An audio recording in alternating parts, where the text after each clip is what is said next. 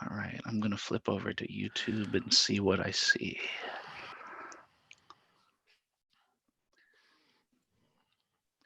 There we are. Meeting is now streaming live on YouTube. Okay. Oh, oh crap, there's a bug. There's a Temple University bug. I didn't know that was going to be there. Oh boy. All right. Okay, so I guess we're live. Technical issues. I've never used Zoom for an actual live stream thing. Am I showing up okay? Yeah, I can see you just fine. I'm looking at the stream right now. I'm trying to figure out if there's anything I can do about this bug, because this certainly isn't a Temple University sponsored event. I'm just using my one Zoom account to try and put together this meeting. So Yeah, because I know nothing about Zoom.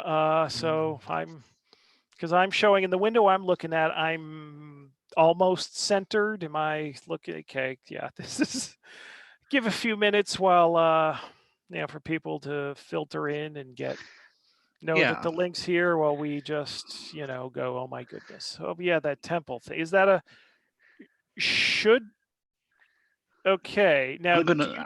do you know how to get rid of it if we restart it? Because maybe we need to restart the stream. Because I understand if you don't want that up there. Yeah, I mean, it's not a sponsored Temple event, so if I can get rid of it, that would be for the best here. Otherwise, I just have to mention that every time you say something controversial.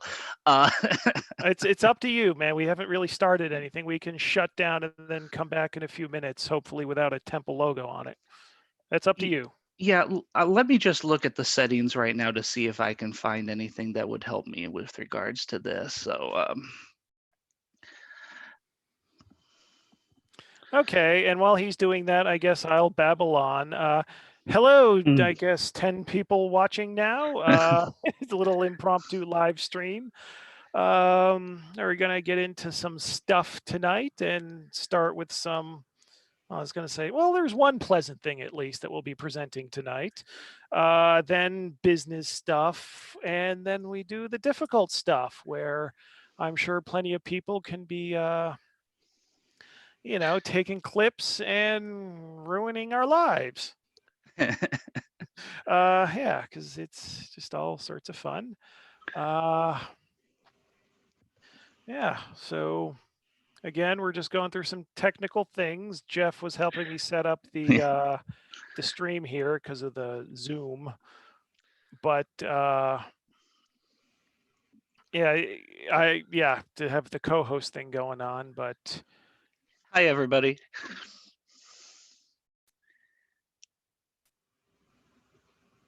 So the temple thing is still, yeah, that's what we're trying to figure out. The temple logo shouldn't be there because This meeting is not sponsored by Temple University. Yeah, but Jeff set up the Zoom, and so we don't know. We might have to disconnect and start up another stream, but hopefully not. But is there anything I can do since I'm officially the host now? Is there maybe? I'm not aware of anything in the main host tools when the meeting is live. That's why I'm looking at the back end to my account settings to see if there's anything I can do about it.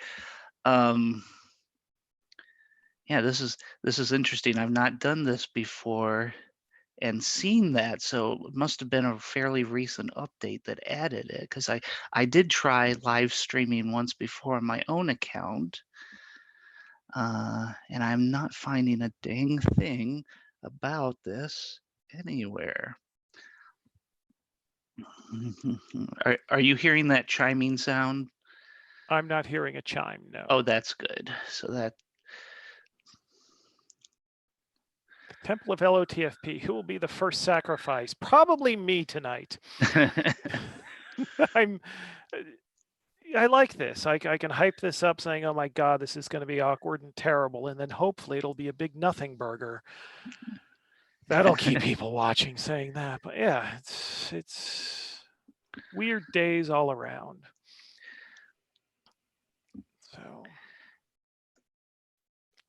Yeah, I'm not finding a dang thing about how to turn this off. So,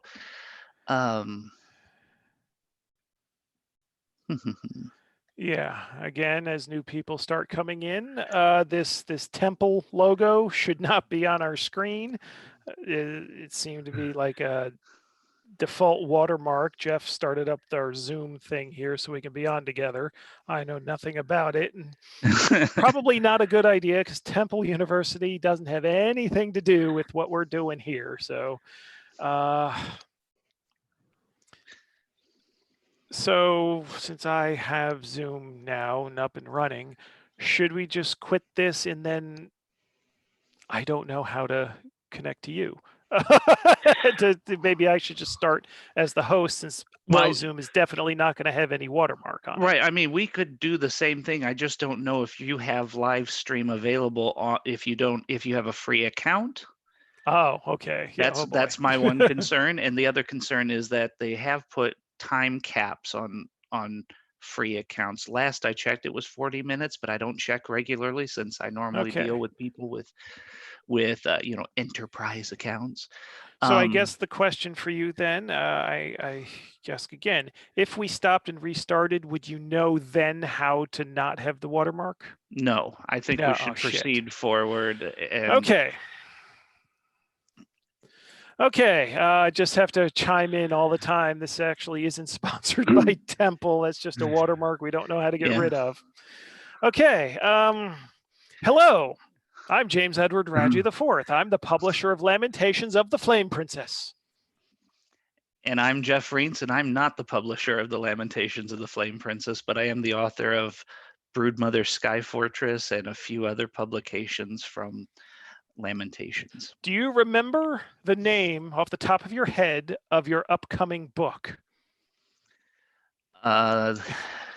No, I do not. Let's see. The Octoplanetary Blade of Somnambulistic Beneficence. Yes, ding, ding, ding, ding. You're going to win yourself an author's copy. Excellent. And by the way, we went through a couple of different titles for that, and I have like 14 variations of the final title in my notebook and stuff like that. So I don't feel like a complete chum for having to stop and think. Okay. Heike saying, I'm worried more important parts of Jeff start disappearing and it's not a camera glitch, but a thing that's actually happening to him. Help, help. Yeah, no, it's the virtual background, and my machine's not quite powerful enough to make the virtual background work perfectly. But anybody in the chat who can guess the source of my virtual background wins absolutely nothing. Is it some prog rock album cover? It is not, but that's a great guess given the subject matter. I would guess if it's some old pulp science fiction novel cover, but then there would be like a person and something happening in front of the background. So. If I lean way over, you can see the person maybe on the beach. So but it's from a film. Oh, I was going to guess Heinlein, but I guess not. Okay. Yeah, you guys could get problems with this logo. Well, I won't. But yes, we're going to hear a million times. This is not actually any involvement with Temple University. That's just a watermark we don't know how to get rid of. So maybe if we don't have to say that every time. So yeah, we got a few things we want to deal with here. I guess the outline is I'm going to talk about the delays in the release of the new books. We're going to get into showing you the art for a thing that's going to be part of the new releases. And then we talk about the difficult stuff. Yes. Yeah, we're going to have fun tonight. We're going to get into all of it. Yeah, and this is another disclaimer, is that, I've talked with Jeff tonight about some of the things I want to see and some of the issues that I have rattling around in my head, but we haven't talked in so much detail. And just, for what it's worth, we are independent people. I'm not telling him what to say. there's no reason to believe that he agrees with anything that comes out of my mouth. Things that I say are my responsibility and do not necessarily see. Usually it's the other way. Your opinions don't necessarily reflect, the opinions of Lamentations, but it's the other way. The opinions of Lamentations of the Flame Princess and its publisher do not necessarily represent the talent. Well, and this is the thing. We've never 100% agreed about stuff in the past, and it's not going to be that way tonight. So, I have never experienced 100% agreement with anyone. hmm And that's one of the things why when people disagree about stuff that they get pissed. And I was like, what?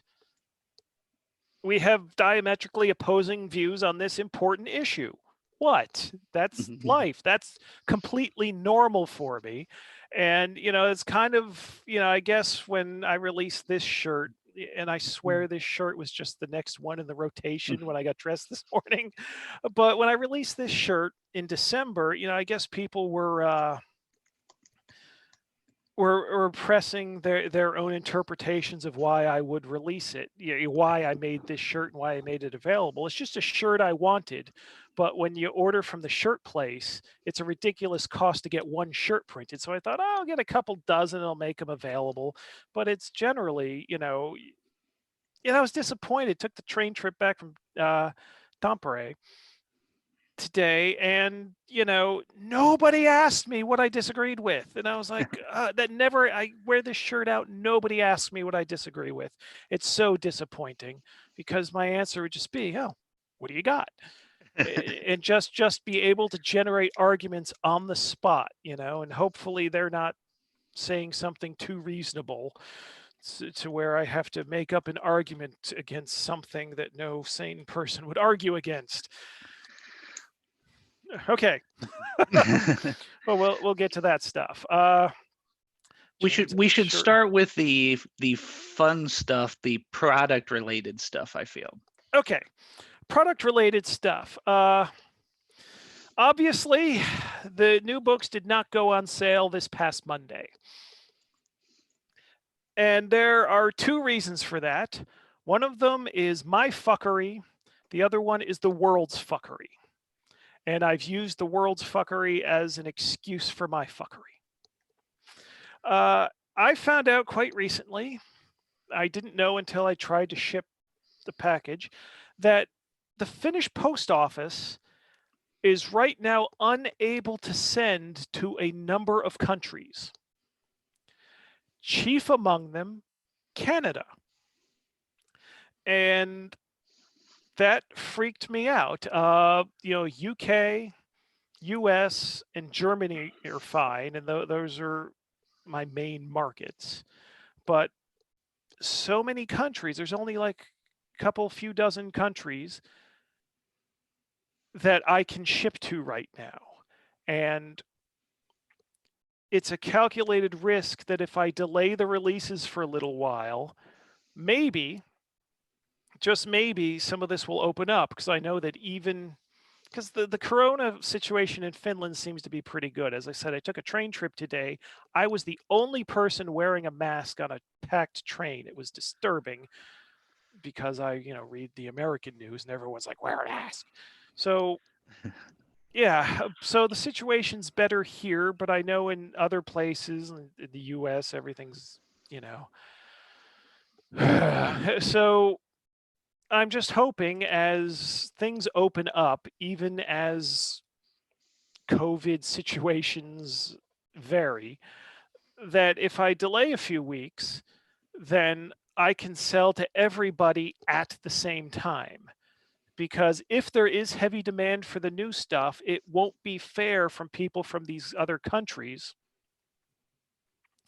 It won't be, it won't be fair from people of these other countries not able to order stuff and then get left out. And then if there's not a heavy demand, I'm going to need every last damn order, including from these other other countries. So we're going to leave that there for a little bit, maybe beginning of July, maybe. It depends, because nobody at the post office can tell me the status of these restrictions. They don't tell me when they're going to review them. They don't tell me when they might change. It's like the people answering the phones have no clue. So yeah, yeah.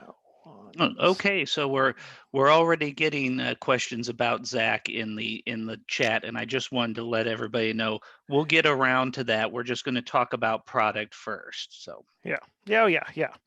So, but as I said, there's some other fuckery going on. So, with the COVID situation preventing shipments to certain countries, I decided to go ahead and pull the trigger on the slipcase for the adventure anthologies.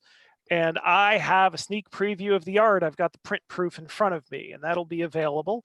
And yeah, there will be 250 of these available to the public that you can add on if you want to, buying Adventure Anthology Blood.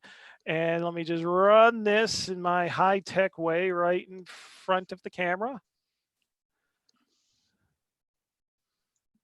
all right. Yeah, that's going to be a big, thick slipcase. The slipcase material is going to be the same as a hardcover book. And hopefully everyone's just going, woo, in the chat. You can Well, let me they're know just about now that. seeing it because of the delay, but Yeah. So yeah, it's yeah, so that's that. Now, yeah, so that's, oh God, is that all of the product stuff? well, actually, I just wanted to make sure we had this nailed down so we don't get 42 questions about it. What the time frame for how long you're going to let this go without Finland opening up the post office before you're interested in shipping to the people you can ship to? Do you have any idea behind that? Well, the slip cases are supposed to be delivered July 10th, although I'm hoping to not leave the sales that long. It's as simple as, but I don't want to have things on sale too long because the slip case is, I got to go through the pricing. It's, they're not going to be cheap because it's the thick material and the limited print run. And I definitely don't want to make the people buying the extra add-on wait too much longer than everyone else. So we'll see. So are you saying that you're not going to ship anything prior to the slipcase arriving under any circumstances? Well, I want to see July 1st. For some reason, I'm thinking because the last update was the beginning of this month as far as the thing. So Okay. I will July 1st take a look at what the post office is telling me. And the bonus on that is that for people not wanting the extra bonus stuff, the new books, 3 of the new books, the Fermentum, the Adventure Anthology Blood, and Big Puppet, should be in the U.S. warehouse early to mid-July. So, yeah. So maybe the added bonus there of waiting a little bit is that I can open the U.S. web store back up. And for people not wanting, the limited edition stuff is going to be limited to the EU web store. The only stuff going to the U.S. warehouse is the stuff that will show up in stores. So, yeah. Yeah, and as I said, the book should be in the U.S. for the U.S. warehouse early to mid-July. The books are already on the boat. The ones that will be sold through the U.S. venues are already en route to the U.S. Yes, right now. They're on the ocean freight, big boat. Okay. So yeah. So shall we get to the weird parts? Sure. Oh God. Okay. So how do we do this? Do I just monologue for a while and then or do we start off with questions people already have, or you're going to be the captive audience for my shit, so you tell me how you want to do this. Well, I feel like, let's see, who was it? Matt Edlund went ahead and went there asking about the situation with Zach, and I want to make sure I get his question right on the nose here. Why the hell are you still all caps supporting Zach, followed by about 6 question marks? I was going to buy all the new stuff, was all caps, before you left up a bloody Zach post. Okay. Well, several things. As far as supporting Zach, all the stuff that he was going to do with me is still canceled. I'm still selling the back catalog that I have. As far as, oh God, see,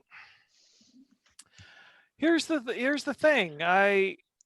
What to do with Zach? It's difficult because I don't hate the man.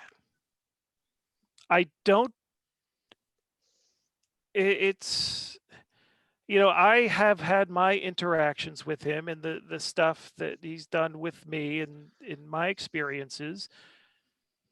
I can say, well, again, my lawyer says do not comment on specific allegations, and that's important. I truly, I wasn't there. I don't know. That is the actual truth. I have my suspicions that I can't say publicly, but regardless, I don't hate the man. I mean, when I see stuff that people have done, in other arenas or things not connected to me, even if things are proven, it's like, wow, that sucked. I don't hate him. I don't hate him. I don't hate her. I can't. I don't hate these people. Mhm.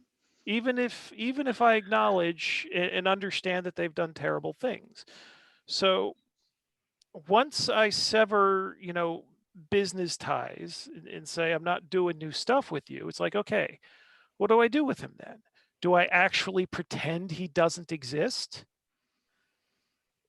I and so when he pops into the LOTFP Facebook group, it's like, okay, this is going to be trouble and people are upset, but it's like, okay, do I actually now treat him worse than any person off the street?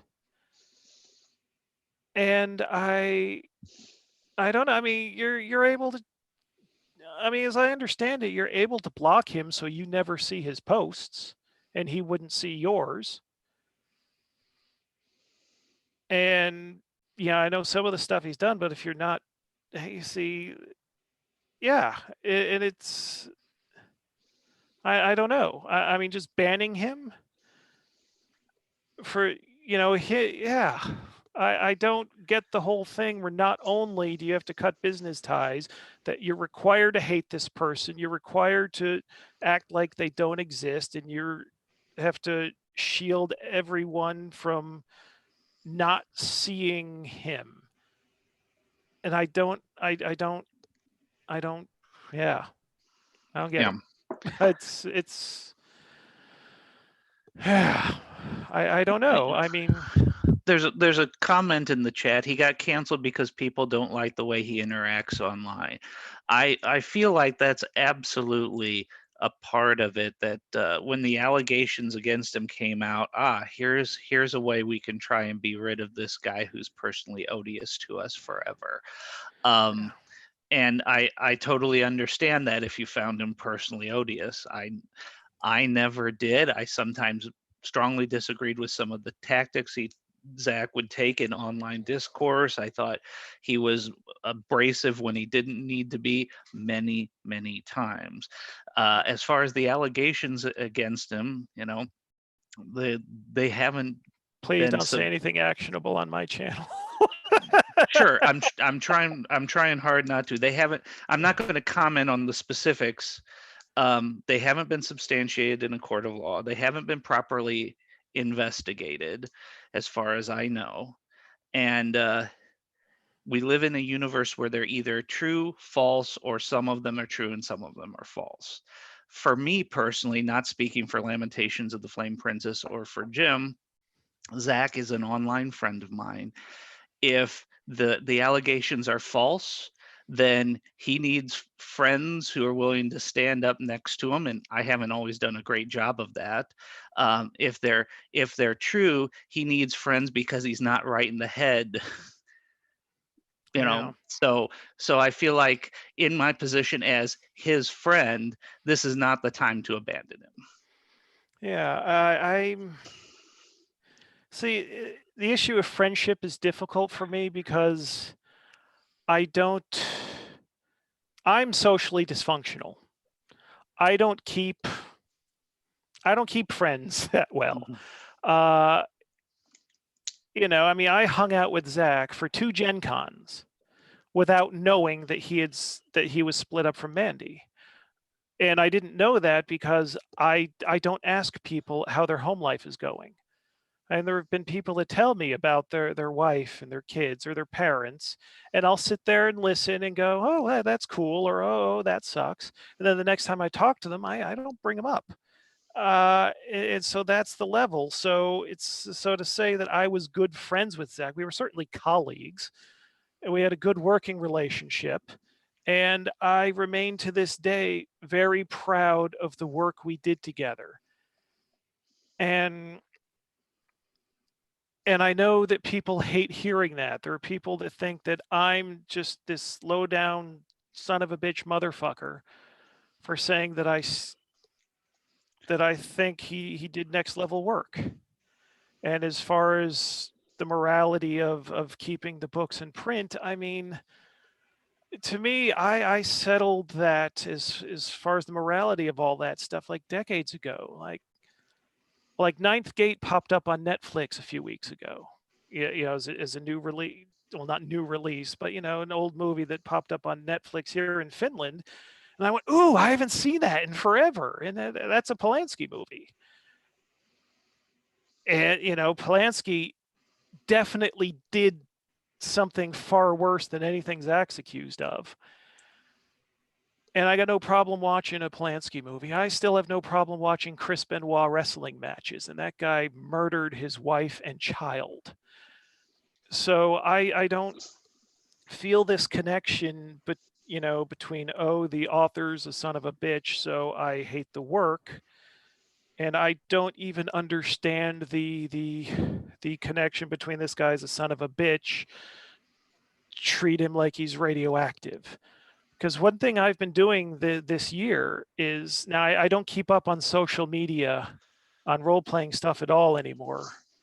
And heavy metal, I don't do the social media either, really. I just keep up on bands and their releases and their tour dates. But whenever I hear about someone being canceled, when the mob's going after someone, I reach out. Even if it's obvious the person did it, even if it's obvious that it's a bad person, I still reach out. And it's like, do you need to talk? Do you need someone to talk to? Someone neutral, someone, because no matter how awful a person is, yeah, I don't know their situation. Maybe they have their network of friends, maybe they don't. But I would I want to reach out to people that are in distress, even if it's their own fault, and just listen to their side and let them know, I don't hate you. This thing you did, maybe it was a bad thing. I don't hate you. you know? So Yeah.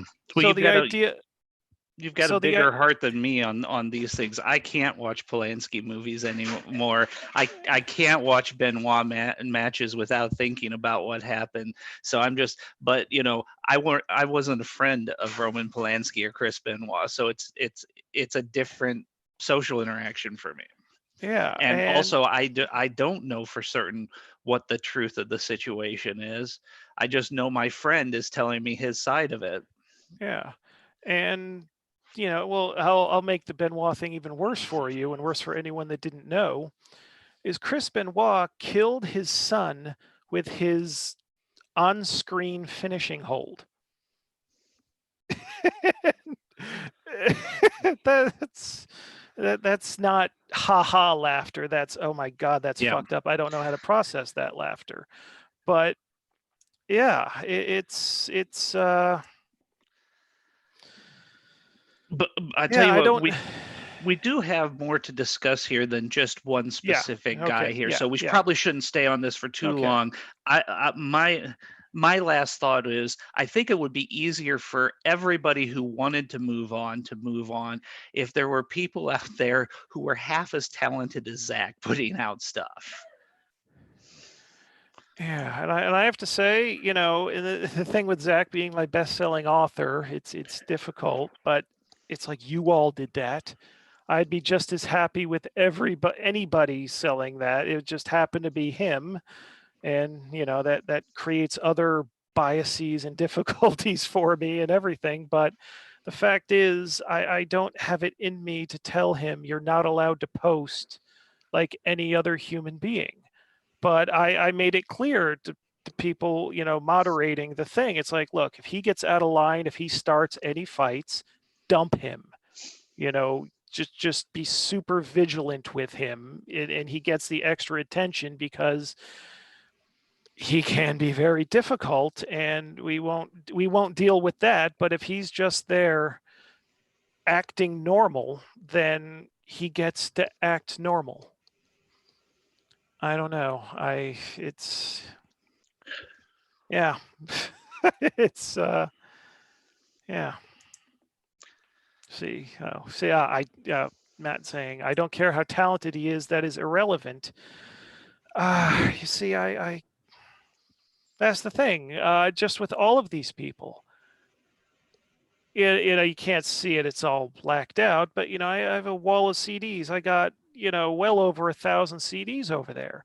Some of those people, some of those people are murderers or racists, rapists, just all sorts of nasty people. But they do great art, and I'm very glad that the stuff was available for me to get. There's some of it that's absolutely transcendent. It's the whole thing about what do you do, and that's this is all talking like even if it's true. Mhm. The talent cannot be ignored, because if a person does bad but also does something good that's inspiring, that's if you don't allow this person to do the good stuff anymore, then you're just leaving bad. You're lessening the good in the world to just leave the bad. And and I know that's probably not a popular thing. It's seems to be less in fashion now than it was 20 years ago. But I don't. It all sucks. It would be fucking great if people would just be calm, collected, and not fuck with other people. And at the very least, Zach has not always been calm and collected with dealing with other people. I think we can. No one will ever disagree with that. I don't think, except maybe Zach. I think a lot of the stuff he did, he made it very easy for people to not like him. I again more nervous laughing, but I think that's true. That I've got tons more thoughts, but yeah, I've not signed him to do projects or re-signed him or anything. I just don't have it in me to treat him like an unperson. Now, And and I'd like to move on to something else if okay, you don't yeah. mind. You Oh, and I were good. talking a little bit earlier today about how you think of Lamentations as a counterculture operation. I was hoping you could expand upon that a little bit. Okay, yeah. Well, I want to preface all of this to say I don't know how to talk about any of this stuff without sounding like a pretentious douchebag. So forgive the language I'm going to use to describe all this. But the culture is having a moment. And it's and seeing how things are developing and what looks like our new norms and ways of doing things and acceptable speech and behavior. I'm is troubled the right word? I'm confused about where lamentation stands in all this. Because counterculture is the only way I could, the only description I could put on it of how I see lamentations in the landscape. It's like the whole thrust of Lamentations is my reaction to what happened in the 80s. Dungeons and Dragons got this bad rap. Oh, it'll turn you satanic. It'll make you kill yourself. Bad people play this game. And this is in the environment of the PMRC and the moral majority. And as the 80s into the 90s rolled on, I remember things like Piss Christ, the controversy over that. And like Ice-T's Cop Killer, Body Count, technically, Cop Killer, how that affected me. Cop Killer was the big one. That's the first time I think I ever really got into a free speech argument with someone. I was visiting my grandmother at the retirement community she lived in, the Villages in Florida. And I was having lunch with her and a couple of her old blue hair friends. And I don't remember how it came up, but it came up that, oh, how horrible is it that, a company would release a cop killer that's so irresponsible and this, that, and the other thing. And I just lit up. I'm glad there's no recording of it. I'm sure it was the most immature bullshit argumentation. But it's like, yes, he's got a right to do this. And yes, it's good that people get to hear it. They get to own it if they want. And it was horseshit that Warner Brothers withdrew the album and then reissued it without the song on it. Complete bullshit. And I was in Florida when the Two Live Crew thing happened. I think I was there, but didn't know until later, the Mike Diana situation. I very much recommend everybody see the movie The Trial of Mike Diana. Frank Henenlotter directed it, I do believe. And the thing is that, you had this pressure of this is what you have to believe to be a good person. And if you want to be, in the polite society, you've got to be the good Christian and you have to make things that promote and support family values. And, but at the time, all of the cool stuff, all of the great stuff were done by the people that said, no, fuck you. We have a different way. We're not worse people because we reject your what's the word? Moralism is not the right word. We reject your moral authority. We reject your Christianity, and we have the right to mock it, and protest it. And that's largely where the push for Lamentations comes from. The heavy metal and the horror movie stuff, that's all caught up in that same 80s stuff. I remember my mother got me into horror movies real young, and she was getting shit from other parents about what she allowed me to watch. And then the parents of the other kids, because D&D was out there, they wouldn't let their kids play D&D. They knew nothing about it. They knew so little that their kids could play GURPS with me, that their kids could play the Palladium role-playing game with me. It was just the D&D name. So they had no idea what it was that they were scared of and didn't want their kids near. And, as I said, the news media was all over D&D and promoting, is this dangerous? Had a police officer come to my school to warn us. The drugs talk was a different one, but, stay away from D&D, stay away from heavy metal, they're dangerous. A fucking police officer in school. And so that affects how I see, I don't trust the media. I don't trust the police, don't trust teachers and priests. They're I wasn't listening to many priests, but they were just like, oh, this is, there were book burnings and shit. I think this is the first, by the way, time I have heard of somebody reporting on a cop coming to their school to warn them about D&D. So that's news to me. That's an amazing story. For me, it was a second grade teacher who was trying to discourage me and my group from doing it. And for me, it was the first time I understood that an authority figure in my life was completely full of shit. So it was Yeah. a formative experience for me as well. Yeah, and D&D, they caved as to the public pressure. What was you might remember the Dragon magazine editorial Mad Mothers something. Do you remember?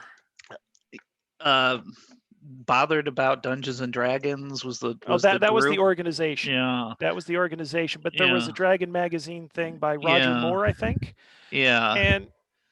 And so yeah, so they cave and the second edition is toned down. And Hmm. then in the 90s, vampire becomes the cool thing, in part because they're breaking all the rules Yeah. that, Dungeons and Dragons just really slid back into it. Just was that 1995 document that was like the comics code, you know, Yeah. that area. So it's like it became uncool. And then in the 2000s, when the OSR starts up, one of the fun things was just shitting all over Wizards of the Coast.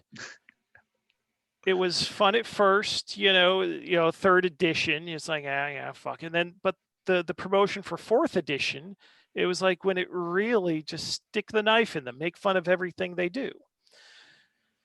And so, I'm a counterculture in an 80s way, specifically 80s way. And then, but then the modern day happens. The modern day just happened one day, it fell on our laps. And there are different ways. There are see, I don't know how to like this is the tricky way to talk about this, because this can be misinterpreted so easily if I don't get it right the first time. But it seems that there's a new cultural norm that tells you how you have to think, what you're allowed to say, how you have to act to be in polite society. And it's not the old Christian moral majority. It's oh God, here we go. It's the sensitivity. It's what's the word I'm looking for? It's like diversity isn't bad, but this pressure is being done in its name. Sure. The more hard progressive thing where the intention, unlike the 80s and the moral majority, I recognize the intentions being good, but the pressure and what I feel like the restrictions are just as real. And I don't know how to deal with it because I still see myself as counterculture. My lesson from the 80s is you fight the power. If somebody tells you, no, you can't do that, you say, fuck you, I reject your moral authority and I go my own way. And the artists at the time seem to all agree. But these days, the enforcers of that new moral regime seem to be other artists. Because I see people are arguing in the chat. I hope somebody's listening to me. Yeah, at least to know how insane I Yeah, am. there's only a small number of people arguing in the chat vis-a-vis the total number of people watching right now. So I don't want to blow it out of proportion. Okay. So I think I created this thing and I think what's happened, especially since like a lot of people have left LOTFP in the past couple years, and which completely blew my mind because I thought I was upfront about who I am and how I handle things, and then I do something that embodies those values, and people go, "Oh, fuck it, I'm out." And I don't know how to deal with this. I don't know where the lines are, and because I still want to say, oh, this is what you believe. Well, fuck you. I go this way, and I think where I get tripped up is in the 80s. The artists were going, fuck it, we'll do what we want. But I think maybe they were rebelling against a specific thing. They were rebelling against the Reagan 80s specifically. Yeah. Whereas me is just like, what have you got? What's the power? Okay, fight it. So if I can take a stab at interpreting what you just said for a moment. Yes. Okay. If I'm That's sure why a you're lot here. of I'm sure a lot of people watching this have seen the political compass that gets traded around in memes and stuff like that, that there's a test you can take, and the two axes are, one side is left and right along the x-axis, and the y-axis is, I think it's authoritarianism up and libertarianism down, which and you can go and take a test that'll plot you on this chart, and it'll then put some famous figures that they've somehow estimated how they would respond. You started out as a counterculture active acts of rebellion against authoritarian right figures, and the landscape has shifted sufficiently that there are now some authoritarian left figures in the world expressing some pressure on you, and you haven't changed any tactics because basically you're responding to any form of authoritarianism. That's my take of the situation. Yeah. Yes. I think that's accurate. And again, it becomes difficult because, again, I think the left wing, again, just to use very generalized labels, the left wing authoritarianism has good things at its core, whereas the right wing authoritarianism doesn't. But it really feels the same. The effects are the same. It's, again, to use just rough labels, if you're Hitler, obviously that son of a bitch is a son of a bitch. There's nothing good in there. Oh shit. There's nothing good in there. And then you take, Stalin or Lenin. And there are people to this day that walk around in public as respected people saying, that they were good, it just went wrong. And it's like, okay, it sounds good, everybody is equal, but in practice, millions die. And that's rough. That's really, and I see things that I don't even, the thing is, I see things that I don't even know that I disagree with. And I'm curious and I want to poke at the things that bother me. And then people tell me, no, there's no debate about this. And as soon as I hear that, I'm like, okay, fuck it. I'm not with you. I'm not with you because I need to work my shit out. And maybe it's not your job to help me work it out, but I already have the things that I think I believe. And if I'm supposed to change my mind, someone's got to put in the work to change my mind, to work with me as a dialogue back and forth.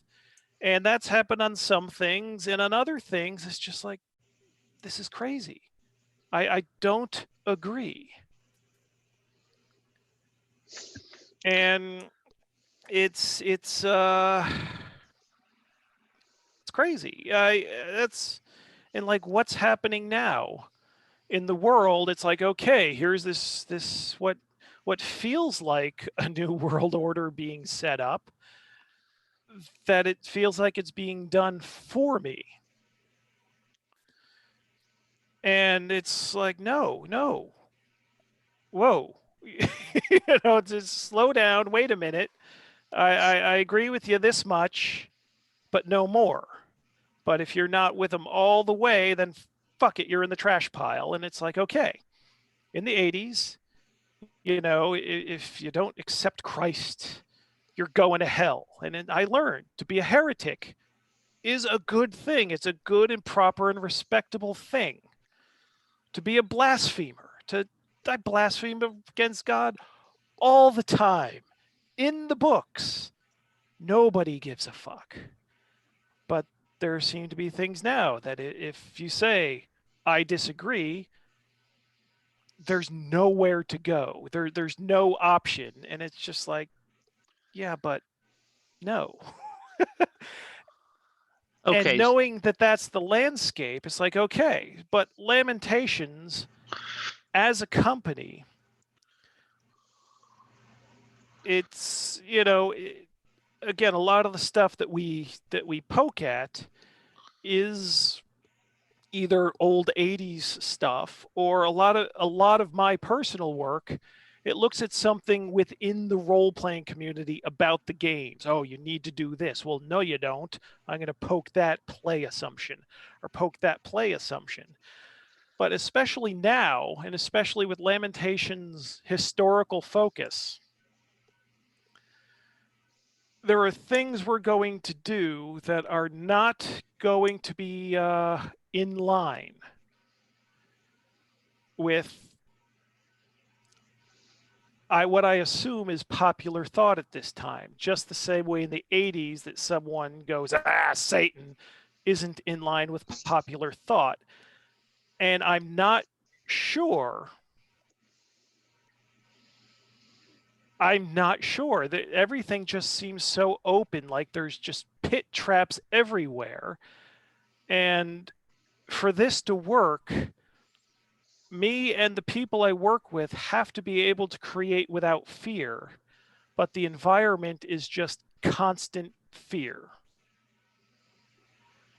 And it's a big question of how do you deal with this? And I guess, and a couple of things that really drew me to think I have to have a discussion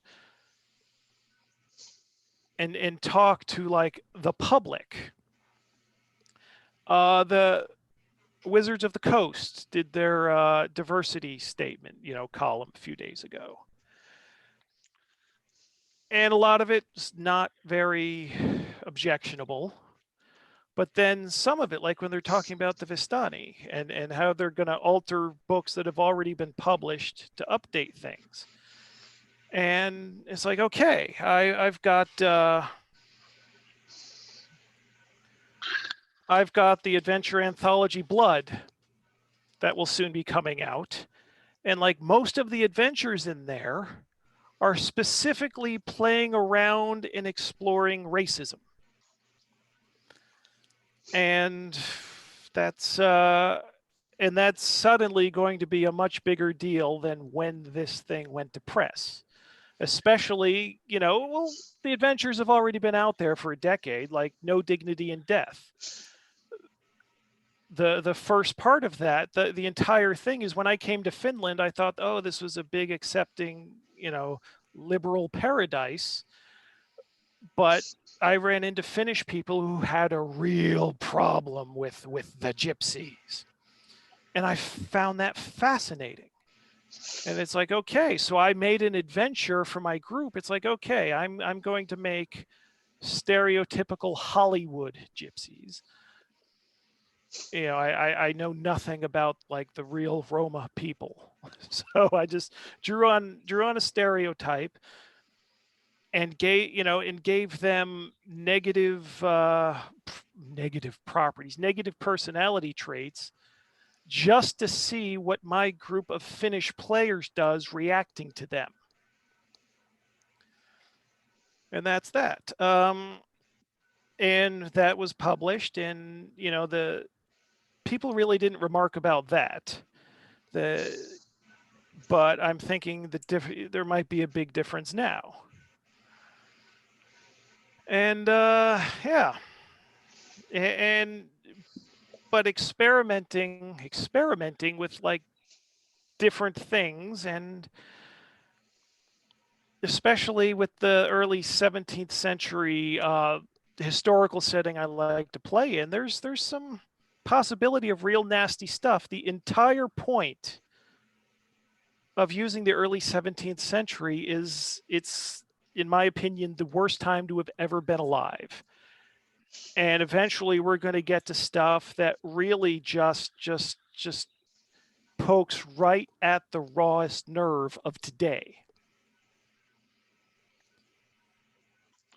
And it just creates a ton of anxiety. And I guess that's a monologue you can. I'd like to hop in here first of all, just to take a break from this heavy stuff. Have you seen an email with a pitch for a book called Cabinet of Curiosities? Get Real Role Playing asks. It's in the inbox, but I have 375 emails in my inbox. I have seen it. It is in there. Yes, I will get to it. Okay. And I guess this is another time to remind everybody that Temple University actually has nothing to do with this stream. It's just a watermark we didn't know how to get rid of. Yeah, this event is not sponsored by Temple University. Yes. My Zoom account is through Temple University, and we were trying to figure out a way to get both of us in the live stream at the same time, and this was sort of a, I don't know, ad hoc affair as a result. Yeah. We put together this whole thing about what 30 minutes before we went live, so Yeah, it's a little ramshackle. Yeah, and so this is one of the reasons that a lot of the historical stuff in Lamentations is so fascinating, because it deals with things that are centuries ago, but it always goes to the heart of shit we're not over as a society. Yeah. And which always leads to people questioning, why should we be role playing this stuff and not do something, more lighthearted or things like that. But this is the reason why I wanted to start with you talking about your idea of your company as a counterculture piece, because we're not Wizards of the Coast in this space right now as we're all talking together. There's only like 50 of us at the total or so in this conversation right now. This is an alternative space, if you want to use that term instead of counterculture. And that's that sort of space is inevitably going to produce different kinds of texts. And one of the ways that they're going to be different is the bounds of, a publicly traded company or subsidy thereof has to do things do not apply. And I, for one, think that that's a good thing, to have alternatives to whatever the mainstream is putting out. But the result is, sometimes Lamentations puts out stuff that aren't necessarily to my particular interests. I still am kind of put off by some of the art in the rule books, to be quite honest with you. But I'm glad to be in a space where that sort of exploration is allowed. I'd rather be with the weirdos and the metalheads and the freakazoids, or however you want to group it, where interesting things are happening, even if the result is sometimes things that aren't my cup of tea. Yeah, it's yeah, and in some of the stuff, I mean, like early on, before this was a proper living, before this was supporting my life, and now I've got other full timers on. Like when I did Death, Love, Doom, that was specifically, let's test exactly how far I can go. And as far as body horror and gore, I don't think I can go any further than that.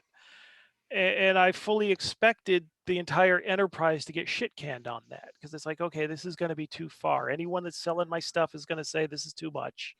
This is, and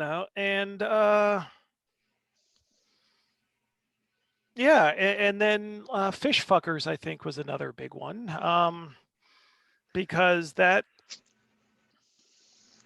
takes the Lovecraft Dunsmith situation and completely reverses who the victims are, and who are the victimizers. And we showed a deep one getting raped right on the cover of the book, and it's like, okay, what's going to happen here? And it's like, okay, and yeah. And stuff that's coming up, or stuff that I have in my mind, especially as the good people want to leave Lamentations because, we don't want to be, the people that are going to replace them, because I'm going to collaborate with someone.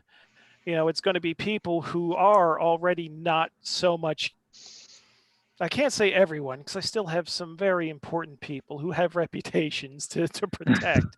But there will be people who have less of a concern about their public reputation to be coming in, and they'll have ideas that I'll think, oh, that's fucked. Let's do it. Because I get ideas, because my editorial process, my executive meddling, is mainly on framing and not specifically content. And yeah. Okay. So sorry, we got some things going on in the chat, and I just thought we could get to. How quickly do you think the 2 limited editions books will sell out? Minutes, hours? I have no idea if it's there's no way to tell, because there's only been a couple new books in the past year offered through the store. Mm-hmm. One of them limited edition, the other very short adventure. I don't know. Yeah. Well, yeah, we'll have to see, I guess. But I think wait. Comment. sooner rather Towers than 2 is pretty bad, really bad. Okay. really. Let me talk about Towers 2 and how I reacted to that. Dave Brocky was supposed to do the adventure. He died in the middle of writing it. Joe Bittman, huge Gwar fan, and decided to take it over. And where Dave Brocky, as you can see in the appendix that has what I got from his original draft, was doing a more low-key D&D style adventure, and Job just really turned it way the fuck up Gwar, And I was on my way to the UK Games Expo one year, where I took the printout of his draft, his finished draft, and I got so excited on the plane. It's like, oh my God, you can't do this. We can't do this. Oh my God, this is the best thing ever. To the point where by the time I got to the venue, Monty Cook and Shanna Germain were special guests that year. And I was just so amped up that after I set up my booth and I go to the elevator and there's them, and I was like, I gotta tell you about this most amazing thing that I got. Oh, look at this. The guy goes up the other guy's own ass. And it just complete psychopath, because this was unlike anything I had ever. It was unlike anything in gaming I had ever read. It really seemed like, I was into the Bizarro books by then. It just seemed in that same Bizarro style, like there was no fear, there were no limits. And that was just, okay, this is like Lamentations at its most Lamentations. Yeah. I have to say, when I read Towers 2, the thing that struck me was I had no idea what the fuck was going to be on the next page. Yeah. And I got to tell you, Job's next book, its layout's done. We're just, waiting on the art now. It's completely different, but it's that same sort of, oh my God, what is wrong with this man?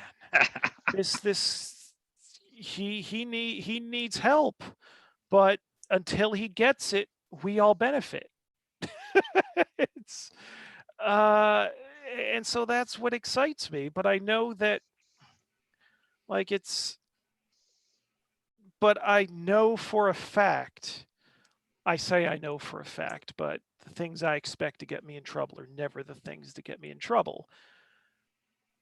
I'm really confident that that book is going to get us into trouble. It's, yeah, I don't want to go into too much detail right now. Let's wait until I've already invested a ton of money in it, and it's can't go back before I start saying the things that make people go, fuck off. Yeah.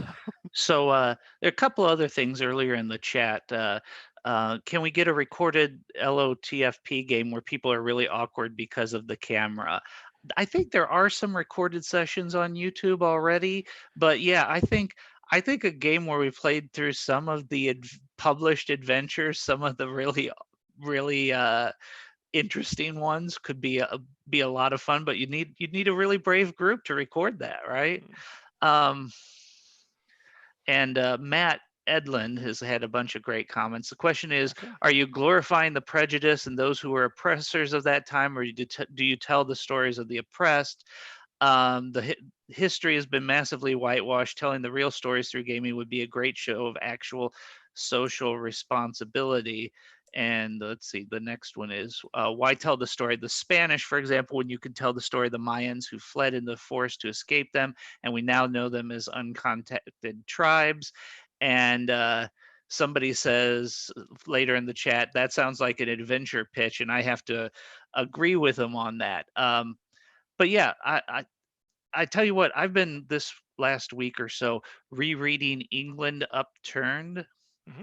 and I'm striking out trying to remember the name of the author of that particular book. Um, Oh shit! Yeah, that's that's a um, few. I'm a little embarrassed because I have been reading it for about a week now. But one of the things I love about England Upturned is the section on the different religious factions your characters can belong to during the English Civil War, and how they each come with their own bonus spells for their clerics, and they each have a particular point of view, and none of them are privileged as being the right answer to the way religion works in the campaign setting. Yeah, that was Barry Blatt that did that. Yeah, Okay. that was oh god, England Upturned. It was funny because that comes out and he does that as like basically new cleric subclasses, just as I was trying to phase out the cleric as a thing in Lamentations. What are you gonna do? It stayed in. But yeah, yeah, but that was a very good treatment of it. Uh yeah, that was embarrassing that I couldn't remember the author either, but everything's on the That's spot okay. here. The As chat far as knew. yeah, the chat, yeah, they got it. Um Okay. Oh yeah. Oh yeah. I'll get to the other questions. I just saw why is Joe Bittman at RPG Pundit's show? I don't control the I don't control my writers. They can do whatever the hell they want as far as I'm concerned. I'm not RPG Pundit has a show. Okay. something yeah, I don't know. I, I don't I'm I'll start watching the show when he gets on camera with his own face under his own name. Uh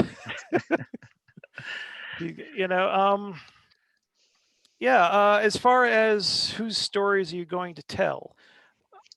That's difficult in role-playing games, or at least in my conception of Lamentations, is is like you can set the stage however you want, and here are the players and the situation players as far as the NPCs. Here's the situation that you're setting up. You arrange them however you want, but you can't assume who the characters are, and you can't assume what side they're going to be on.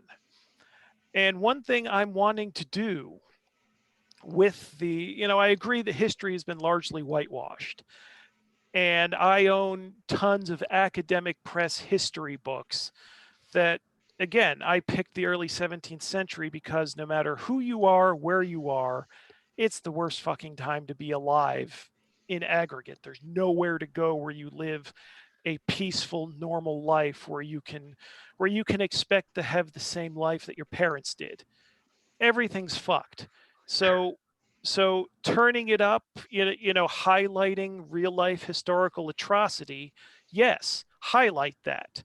As far as whose story you're telling, that's not exactly the adventure writer's place, because again, you can because that's sort of when I get a draft, that's sort of my notes. It's like you're assuming this, you're yeah. assuming that, and I want to make it so here's the situation, and the players come in with their own conception of who their characters are and what they want to accomplish. Now, of course, you can pull on the heartstrings, and most players will go along with it. It's like, okay, fuck the conquistadors, we're gonna, help these poor people. and that's fine. But then they might decide, well, if we can curry favor with the Spanish, then maybe they'll help us, blah, blah, blah. And then they're doing that. But one thing I do actually like to encourage, or I want to encourage, that I think is the key to why this whole thing is difficult. I want people to be able to behave in character with the mindset of the people of the age. Because all of the things that we think are evil now, and that absolutely were evil and were cruel and were very shitty, made sense to those people at the time. And it wasn't always just for pure profit. There were people that were cynical and cruel because they would gain a direct material advantage from it. And then there were true believers that had no concept that they were doing anything wrong. And it's not just, it's not just the colonialism and what happened in the Americas or Africa. What they were doing to each other, all over Asia, all over Europe. The out group doesn't have to be this entirely different complexion of person, across the ocean. It can be the person that just worships Jesus slightly different than you do. Fuck them, burn them. The unbelievable cruelty is the perfect backdrop for a horror game. And it's sort of because I see Lamentations as a horror game, putting that front and center, like No Rest for the Wicked, I think does that sort of thing. It highlights that sort of thing very well. Like Better Than Any Man used the historical backdrop, if I do say so myself, very well for introducing the supernatural horror there. But No Rest for the Wicked, that's just pure human fuckery. Um, And so it works as a horror adventure even without the extra dimensional thing popping out of the ground. Yeah. there's something you said there that I'd like to agree with, and something I'd like to disagree with. First, Okay. the agree in terms of how you set up adventures. It's up to the player characters to decide how the story is going to develop.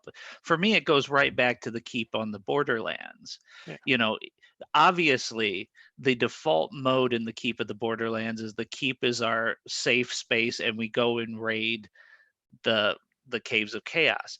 But there's nothing preventing you from having all sorts of alternative scenarios there, like we ally with the hobgoblins against the orcs, or Yeah. we rob the keep, or all sorts of other options like that. So I absolutely agree that that's a viable mode for adventure design.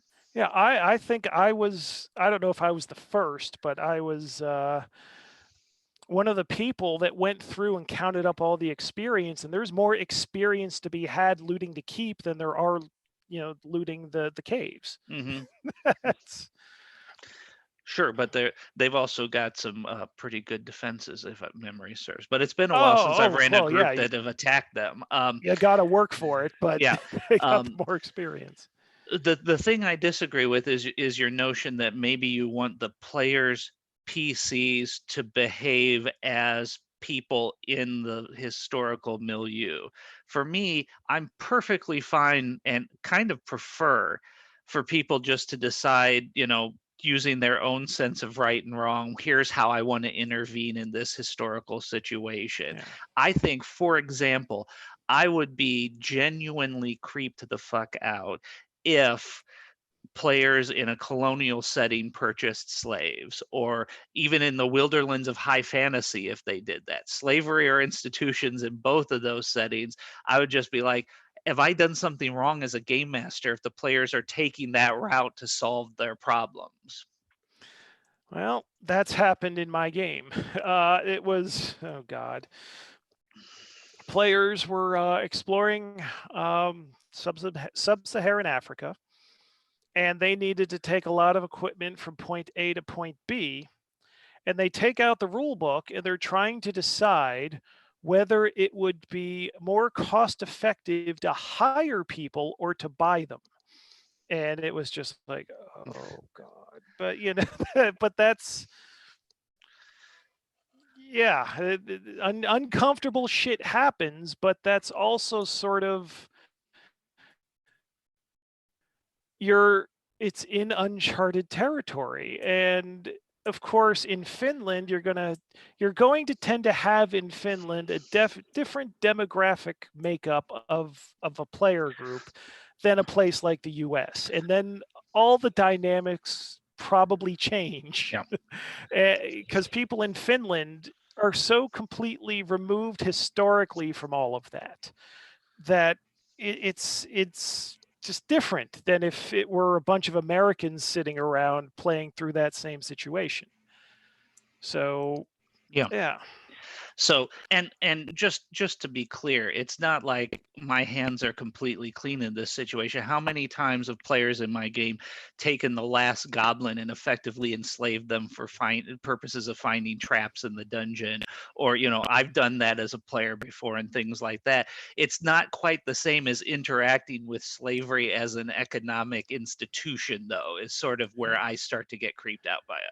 And remember, Temple University has nothing to do with this stream. It's just we don't know how to get rid of the watermark. Yeah. That's well, the fact of the matter is these are issues that I've talked about in classrooms teaching British literature with students before. Maybe it doesn't line up exactly in terms of like goblin slaves or stuff like that, but I talk about this sort of thing all the time at school. So yeah, and it's I don't know. It's rough. Like Matt Edlund is talking. I was seeing him say things like it'd be cool to play Slave Revolt against slave sure. masters. It's like certainly nothing wrong with that. But what if there's something that's on my desk now that slavery has nothing to do with the adventure itself, but because it's historically placed, slavery is existing as a background in the setting, but isn't part of the adventure itself. And there's no, how do I say this? There's some historical commentary on how that's working, but there's no moralizing about it in the book, and it's not dealt with as part of the adventure itself. Well, what are the players going to do about this? It's just, this is the historic setting, this is the situation. We're going to go over here and deal with that stuff. And it's Well, and this comes back to, we were talking about this a little bit before the stream started. So, I always go back when thinking about this stuff to deities and demigods for first edition AD&D, and Tlaloc. I'm probably mangling the name, the rain god of the Mesoamerican mythos. I think it was, where they sacrifice babies to make it rain, which is that appearing in the book doesn't strike me as an endorsement of the sacrifice of babies, right?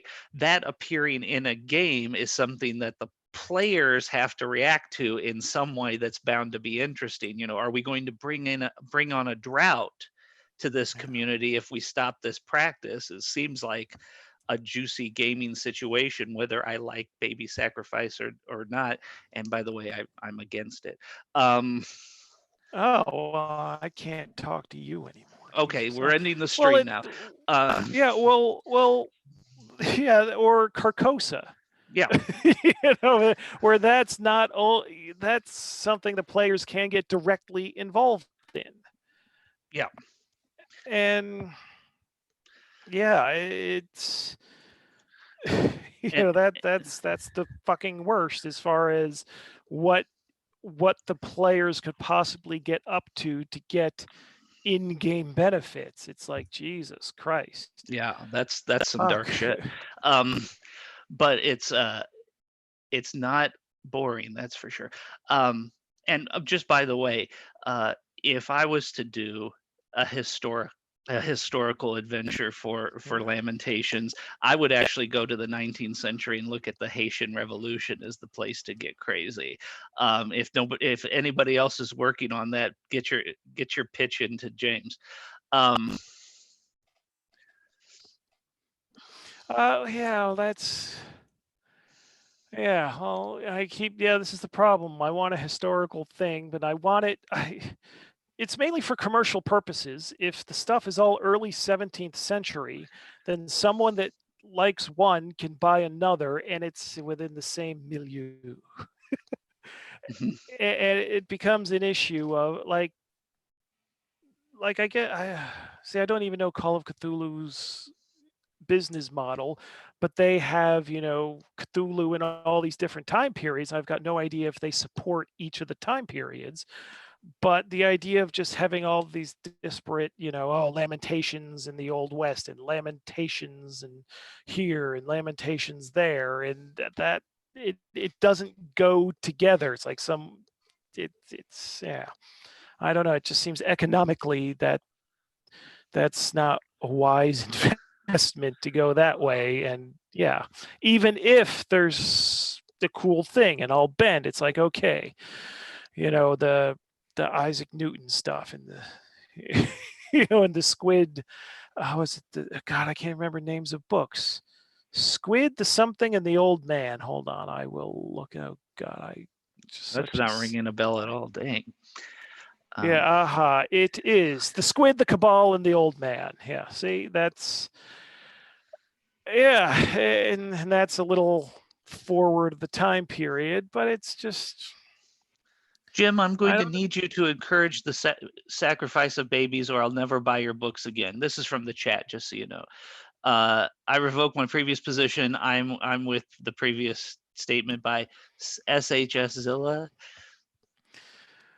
Well, now, do you mean encourage the sacrifice of real life babies or encourage the sacrifice of babies in the game? Because those are two completely different things. I would have to discourage the sacrifice of real life babies, because then you go to jail and you can't buy any more, lamentation stuff. So don't do that. Or if you're going to do that, keep it so quiet you never get caught, and don't put my name on it.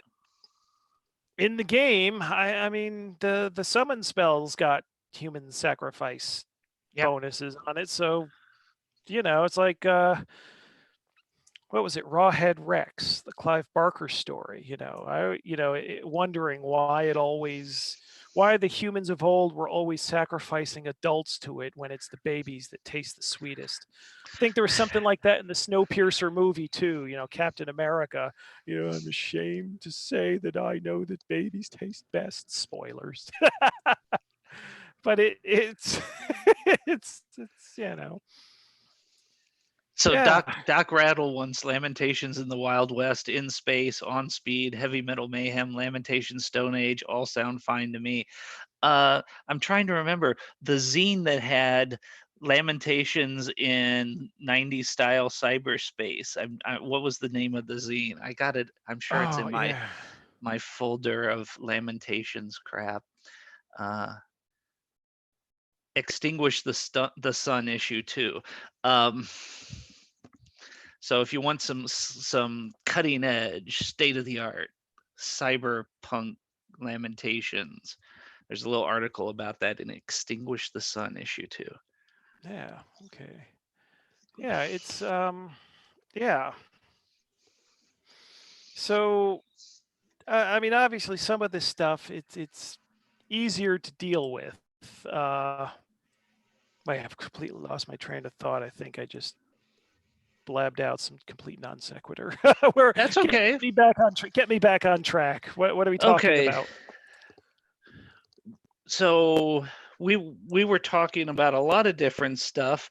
But I have some notes here of things I wanted to talk about. Maybe we could just pick one. The difference between making a product for consumption versus making art that you play with is, I think, one of the things that is how I approach gaming products.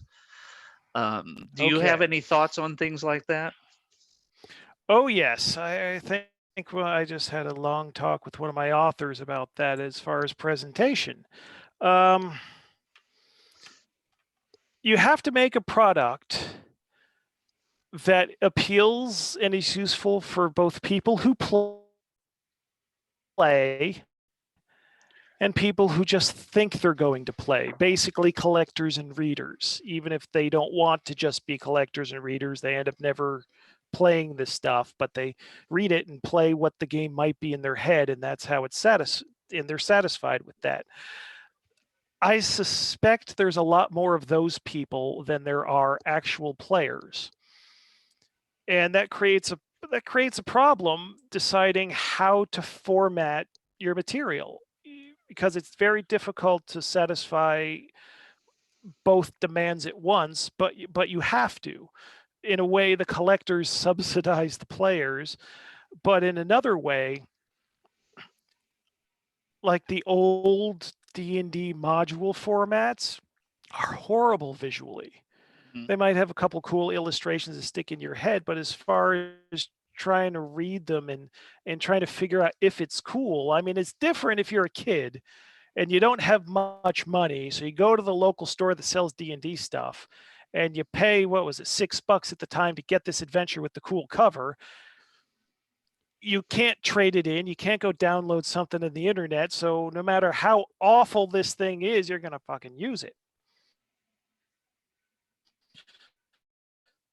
It's not the case these days. It's got to be something that pulls people in. So even if you're having the visual style and the format that draws you in and gets you interested in it, that's going to help you. That'll help the players or the referees, I guess, want to use this in a game, and it'll be the same mechanism or the same up just in their head while they're reading the book. But then you also have to arrange and format things so people using it for play actually find the book useful too. But basically, I don't see how, especially in my situation where everything's going out to all the both audiences at once. Yeah, I think your observation is completely in line with what Jim Dunnigan used to write about war games. He in one of his books about war games, he said not only does a game have to be playable and fun, but a lone player isolated from everybody else has to be able to get out the map, set down the counters, and feel the dynamic of the game as if they were playing it by themselves. Yeah. And if you can't do that, you don't have a complete war game, was his argument. Yeah. That makes total sense. Yes. Yeah. Is there another question on? Yeah, I'm trying to go through the chat. Somebody wants some summaries of the historical ongoings of the default setting. Well, the idea of there being a coherent setting where things can happen in is kind of an interesting one from a game master point of view, because if I never run Jupe Van Ooms or whatever, then he's a non-figure in the setting for all intents and purposes, right? Yeah. But he's also a good. But you might want to place him anyway, just in case the players get so screwed up with some curses or effects, because he's a good out for some of that stuff. It's sort of like an accident that, for example, the monolith comes across as totally unfair, but then, oh yeah, oops, there's a way to, spoilers everyone, there's a way to cancel out all of the monolith's effects. Ooms knows how to do it, but it's not specifically presented that way. It's just one of the fun side effects of just doing all sorts of crazy shit with Lamentations, when you start finding out how this weird thing connects with that weird thing and no one ever thought of what was going to happen. I also think you run into a problem of viewing Lamentations products as a coherent setting, is that the timeline's a fair bit stretched at this point, and if you get your way and eliminate demi-humans completely from the next edition of the rules, I don't know if somebody can experience a lot of those adventures as a single character if you were lucky enough to survive any given one Lamentations adventure. Yeah, well, I think the adventures being reprinted in blood, I think that's all of the ones that deal with demi-humans. I mean, Better Than Any Man had the old halfling tombs, but there were no halflings in it, I don't think. Maybe in the time travel section. I forget who was around the big zombie mantis. But yeah, there are elves and dwarves and stuff, and and stuff being reprinted there. It's just I don't think we've really used any demi-humans since. Somebody snuck something in, or I'm just completely blanking at this point. It's late enough at night, and I've released so much stuff that I cannot remember what I've actually released or what's in any of this shit. I was actually thinking more in terms of the player choices. Some people just gotta play a dwarf. You ever game with that kind of player? I've done a gazillion times. Yeah. Any plans for a book on strange firearms and equipment? There are some with weird historical guns out there. I'd love to do it. Send me a pitch. Yeah, I also think there's well, did we talk about this at one point? That's going to be the answer. A book of period appropriate magic items where the items were technology from the period, but also horrible Lamentation style magic items. Well, I don't know a period appropriate, but when yeah, as I said in previous live streams, the one section that's been laid out of the referee book is the sample magic item section. And it's clocking in, just Appendix F is clocking in at over 120 pages. And that's just magic items, although they're not exactly era appropriate for the most part, though. They're just weird shit. So as far as era appropriate magic items, again, that's, pitch me. I'm open to everything. Yeah, most of the question, what are you going to do this? Are you going to do that? Most of the answers to that are going to be, send me a pitch, you do it. That's, yeah.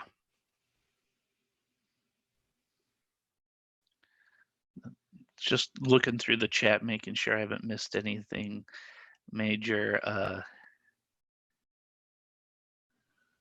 I would like a book of just NPCs, and somebody mentions People of Pembrokeshire is a book of just NPCs. Yeah, well, People of Pembrokeshire, that's as being in blood. That's being reprinted in blood, so that'll be out there.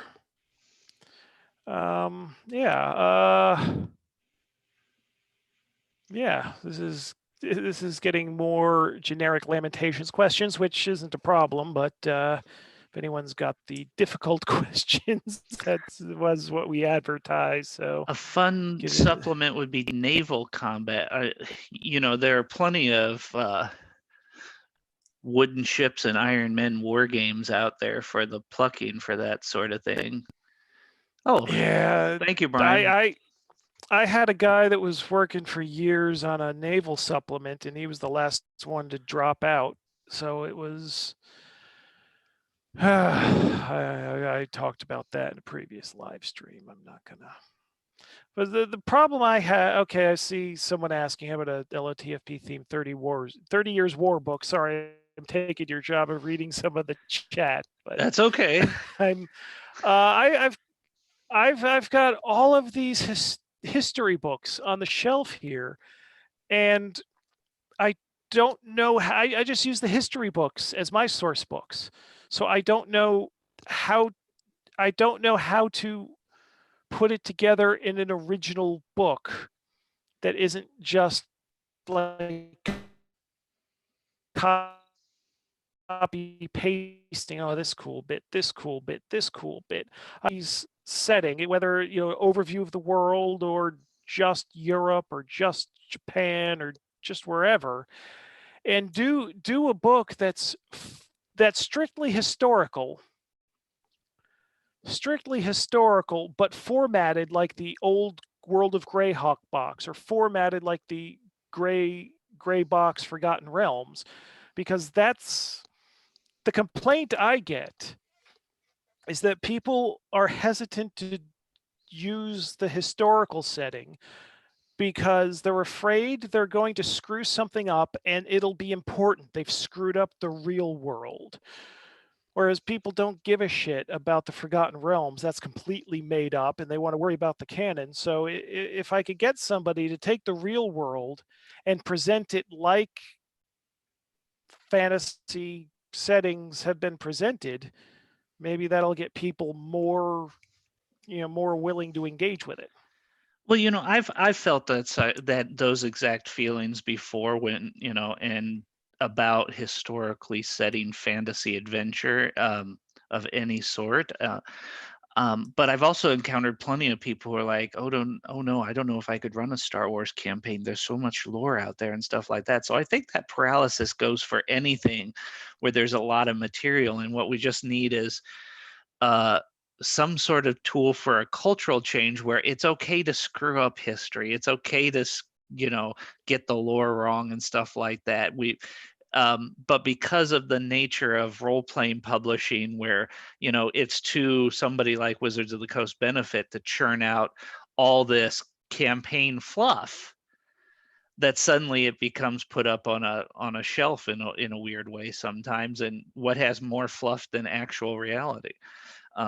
Yeah, that's true, but people don't want to read the history.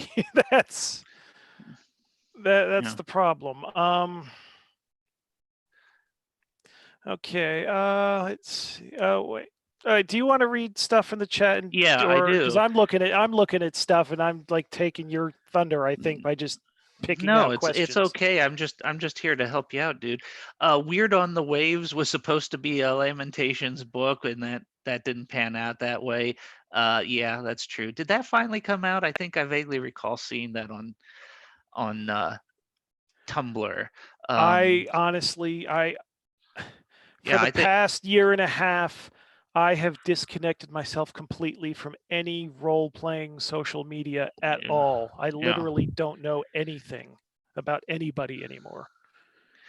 So Matt says that getting sailing right is hard. I quite agree. Yeah. But if you wanted to make a supplement, here's how to do nonsense and explosions like a Pirates of the Caribbean movie, that would be much easier to pull off, but maybe not exactly what we're looking for here. Do you have a list of history books you recommend? Ever thought about putting together an appendix N, as they say Yeah. nowadays, for That's what the the actual flashlight is universe? for. The flashlight, I'm looking at my bookshelf. Definitely Peter H. Wilson, Europe's Tragedy. That's about the 30 Years' War. Let's see. Cunningham and Grell's The Four Horsemen of the Apocalypse. That's excellent. As far as, let's see, let me get that out of the way. And let's see. Edited by, oh God, I don't know how to pronounce that name. It looks like Beat Kuman, but it's probably pronounced. Done by Routledge Press. The European World 1500 to 1800 gives a good overview. And then there are two huge volumes. These cost an arm and a leg, although I think they're out in soft cover now. The Oxford Handbook of Early Modern History, 1350 to 1750. It's a 2-volume set. Volume 1, People in Place. Volume 2, Cultures in Power. Other good ones. Yeah, I can just keep going on and on. But Well, Jeffrey maybe Parker's Global Crisis: War, Climate Change, and Catastrophe in the 17th Century. Jim, if I can jump in for just a moment, this might actually make. Oh, I see Zach's in the chat. Hi, Zach. This might actually make a better post to the Lamentations Facebook group Yeah, than rattling them off orally. maybe, but Yeah. what was Um, asked, I answered. sure. No, that's fine. Jeremy Childry is a non-white LOTFP. I'm watching and wondering what nerves you're going to touch. Do you have brown people handling some of these issues? Is that even a concern for you? Um, Is that a concern? Fan. I Okay, yeah, yeah. I think it's more of a concern about what other people will think, because if someone's got a good pitch, I don't tell them you're the wrong color to be doing this material. I don't do that. I have had people that aren't white do LOTFP books. They are admittedly much in the minority, but I certainly do not discourage it. If you have a pitch and you want to do something, yeah, bring it, pitch it. I got no problem. Let's go. So it's, yeah. I don't know. Is there a more specific question, or if there's something else you want to know, just follow it up. But Oh, that's my.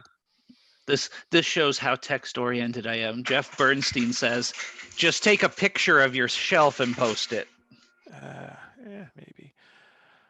Norman Davies, actually. Do I have Norman? The name sounds familiar. I probably do, but I don't remember shit about the authors' names. So there is. No, that's DeVries, Norman Deja, Jan DeVries. Norman Davies sounds familiar. I can't spot his name on the shelf at the moment. Oh, another thing. Oh, if you're interested in history of any time period, about the arms and armor of any particular period, go to ospreypublishing.com. Just absolutely amazing work. Oh, and let's remind everybody that Temple University has no involvement in this live stream. It's just a watermark we don't know how to get rid of. I just put that in the chat. Okay. Yeah. So what's the next thing? Next, I want more questions. We got Zach saying hi to a variety of people. Let's see. Yeah, that'll make everybody very happy, I'm sure. Glad to see LOTFP broadcasting live from the actual veins of the earth. Yeah. I just beg everybody, please don't make my life more difficult than it needs to be. Just everybody, please be calm. Updated rules and magic with better layout. Oh, there's no plans right now. There's still thousands of copies of those things still in print. And okay, what's wrong with the layout? I was about to say, I don't think the layout's bad of that book.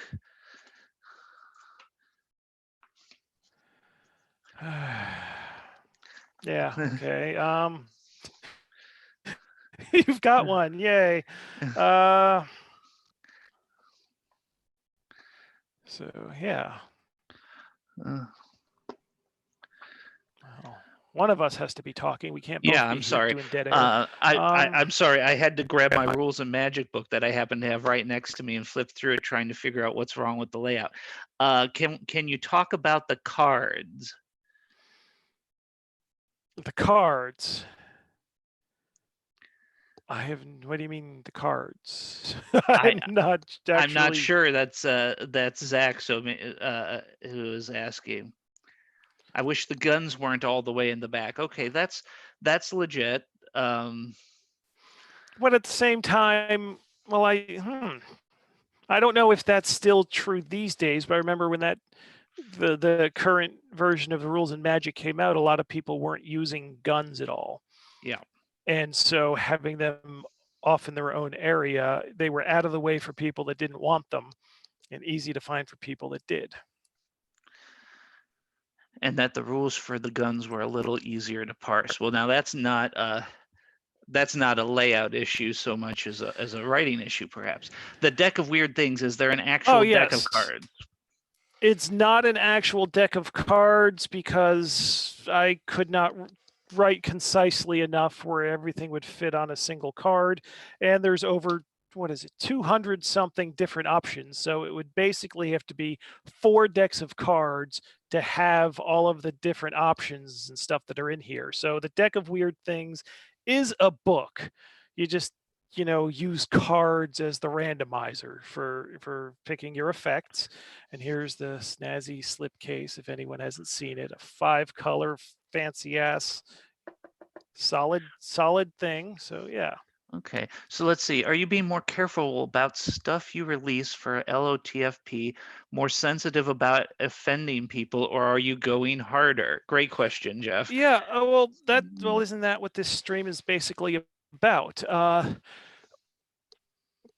It's difficult in this environment. I mean, people are pissed off that like I don't ban Zach from the chat here or the Facebook page there. I don't want to unperson anyone. And again, we talked a lot about this earlier about my thoughts about that sort of thing. But going forward, I don't want to say there will be more Zachs. I think it's more likely that someone I work with will say something unwise online, I think. And that'll be a thing. And I have in my head how I will handle that. But as we've seen, once the heat gets turned on and once the sales outlets have their say, and I've proven to not be as strong about certain things as I ideally would be. Is that the way to put it? So I want okay to say, yes, I want to go harder. I want to push every edge. I want to push, but I don't want that to be all Lamentations is. I'm perfectly fine if people make some safer things. I don't just want to be all fuck you all the time. I want to also be some caress you gently some of the time. But it's whatever the author wants to do.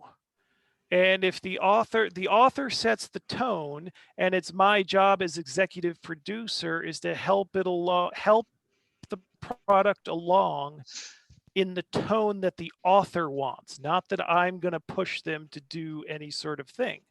But an author that comes along, Job Bittman, that just goes, see the line, here's the line, fuck the line, we're going over the line. It's like, okay, let's go over the line. And if someone, like your books, Jeff, your stuff is creative and it's weird, but it's not pushing those kind of boundaries really at all. And I'm fine with No, that. I mean, you can make me look like an asshole. Feel free to make me look like an asshole. If I ever pushed you to adultify the content of any of your books in any way, or to make them more extreme in that way. No, if nothing, you've had a much lighter touch vis-a-vis the material I've submitted than I ever expected. You're lying. There is one thing. The wizard picture in Broodmother. That was all my idea. Oh yeah, but you talked me into it. I signed off of it. What do I care? Okay, so you've mentioned in other streams how, generally speaking, people don't like the playtest rules. I'm a big fan of the 3 results, saving throws, and those rules. I just thought you'd like to hear that, and I think somebody else said something about liking the new playtest rules as well. So yeah, well, I like them. I think there's obviously all the explanations had to fit on a single spread, so maybe that's maybe that has something to do with it. A lot of those rules were based on the reality that people aren't doing long campaigns where they go from level 1 to wherever, and I want the I want the possibility of more cool stuff. Like, that's the spell system, to give people more cool stuff at lower levels. But then also, in the same way, one thing I don't like to do with the adventures is say, this is for levels, X through Y. I like releasing Lamentations stuff that's level agnostic. And I think the saving throws help do that. I think that the way the ability scores are, there's no good dump stat in the playtest rules. So that becomes very important for characters. It defines their characters in a way more than their class and level does. And I tell you what, it took me a while to warm up to them, but having played them recently with you and a few other folks, I quite like the results. Again, for me, it's a matter of I'm not quite ready to give up elves, dwarves, and halflings yet. And then the other thing, of course, is I think the random advancement stuff pioneered by Zach still speaks to me in a really powerful way. I like that a lot better than leveling up. You know exactly what's going to happen. Yeah, that's the Alice and the Amazon princess from the Alice in Red and Pleasant Land and the Amazon from Frostbitten and Mutilated. That's what you're talking about, that sort of Yeah. thing. Mm-hmm. Yeah. And if you didn't know, Zach and me and a few other people did a chart for like virtually every class under the sun for that sort of thing, and it's sitting in I think it's sitting in my public Google Drive folder right now. Yeah, I find I like the idea. This is where I say, yeah, the problem with Zach's designs. Now I get to talk the shit. No, I like the idea of the random advancement. I think in the back of one of the Green Devil faces, I did something similar, but they were more compact tables. Mm-hmm. Because when you have like 100 possible things, there's certain things that people expect when they gain a level. And it's fine if you're going to just throw the expectations out, but you can really get nothing you ever expected. And as that's good for a special thing, like if you're playing an Alice, you know you're playing an Alice. But if you're going to have that sort of advancement, if you're a fighter, and then as a fighter, your advancement is going to be one of 100 different things. I think that's different than if you're playing a special class, I think. I don't know. My last lengthy campaign, a lot of the players chose to use it and had some fun with it. So I'm not 100% convinced, but we don't always agree about this sort of thing.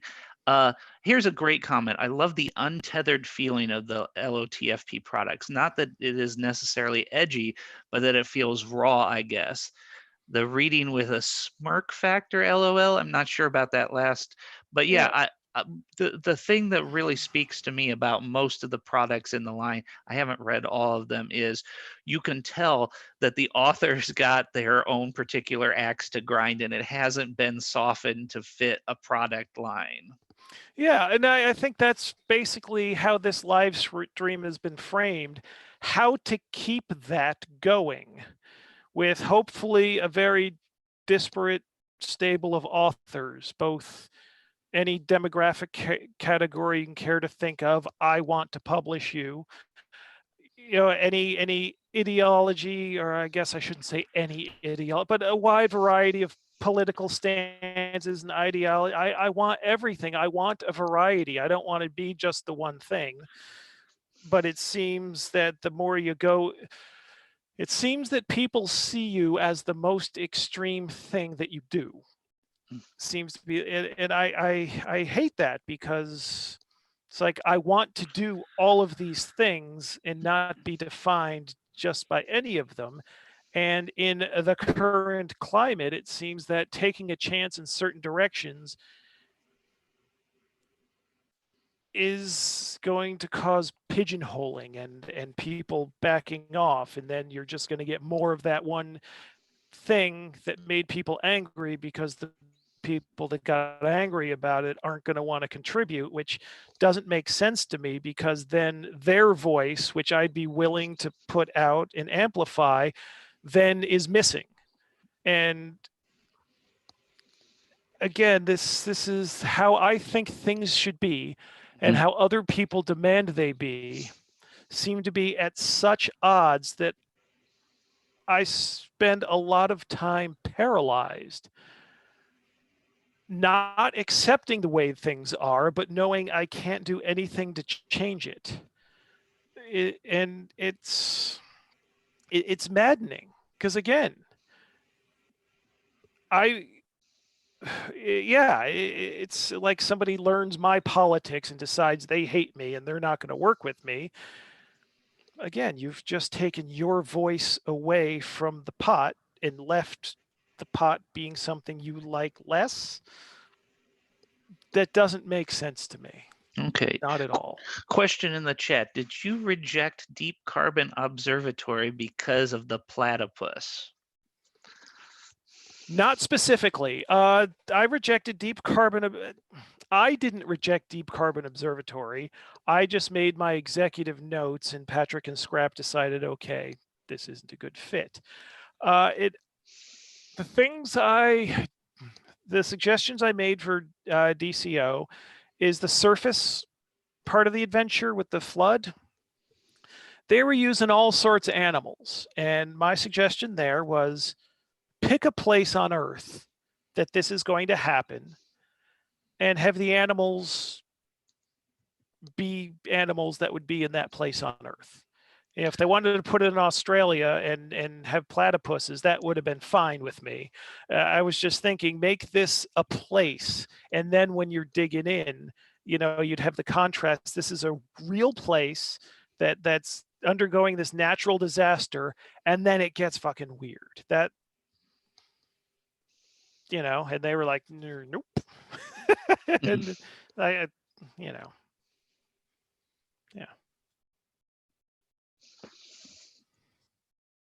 Okay, I'm just looking through here.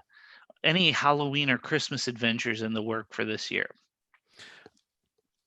I don't think, no. Well, no, not as of yet, but with Kelvin under salary, I'm sure I'll get some bug up my idea, October 1st, finish something by Halloween, that's, yeah. Sorry, Kelvin. Yeah. It seems LOTFP has become more attached to the official setting over the years. Is that permanent? I think it is, but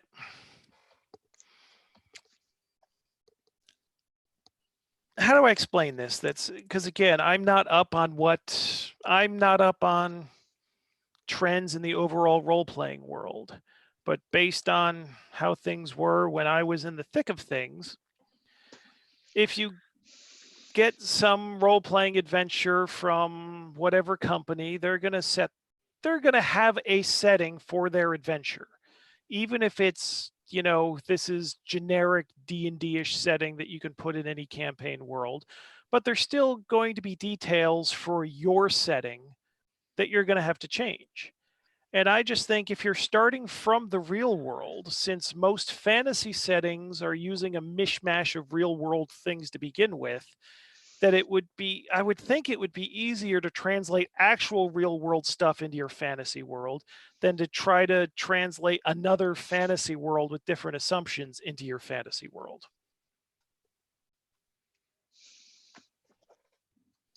Yeah, I generally agree with that approach. Where it gets tricky for me is the number of people whose fantasy worlds have nothing to do with actual religion in Europe.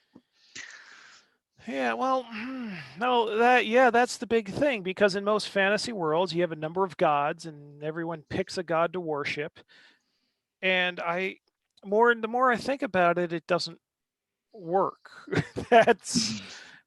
But then you're using real world religions, and that sort of was the inspiration for me to really downplay clerics, because game cleric doesn't work with real world religions, because you either have to pick one religion that's real in your game and then everyone else is, or every religion has the same powers, or for every religion you customize a whole new spell list, and the dynamic of what religion is changes if it gives you absolutely verifiable magic powers.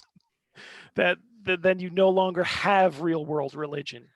Yes. Because there's a difference between people believing in it and it being objectively true. But then in fantasy polytheistic worlds, it makes less and less sense to me. It always made less and less sense to me that everyone picked a god that they worship. Because in real life polytheistic societies, you worship them all because they're all real. You know, you're going to take a boat trip, and it's like, okay, I'm going to leave an offering at the temple for the water god. No time. We've planted the crops. Go and make a donation and pray at the weather god temple, and that's yeah. So real world, the game clerics don't work, and in fantasy worlds, I guess the clerics make sense because you're going to have dedicated priests, but then the society doesn't work. So Yeah, the implementation of religion in games is all wonky in many different ways, but that's because religion itself is all sorts of wonky different things going on at the same time. not to mention that, especially for weird fantasy, the existence of the cleric sort of solidifies the cosmology of the game. And I think for weird fantasy, it's very much advantageous to not solidify the cosmology in that way. Yeah.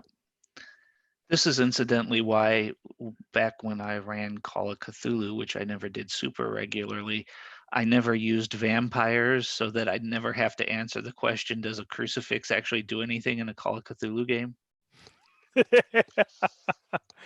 Yeah.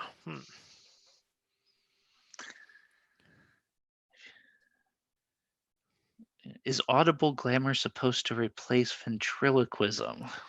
Oh, Jesus, I don't have my rulebook handy. I would expect not as a direct replacement, but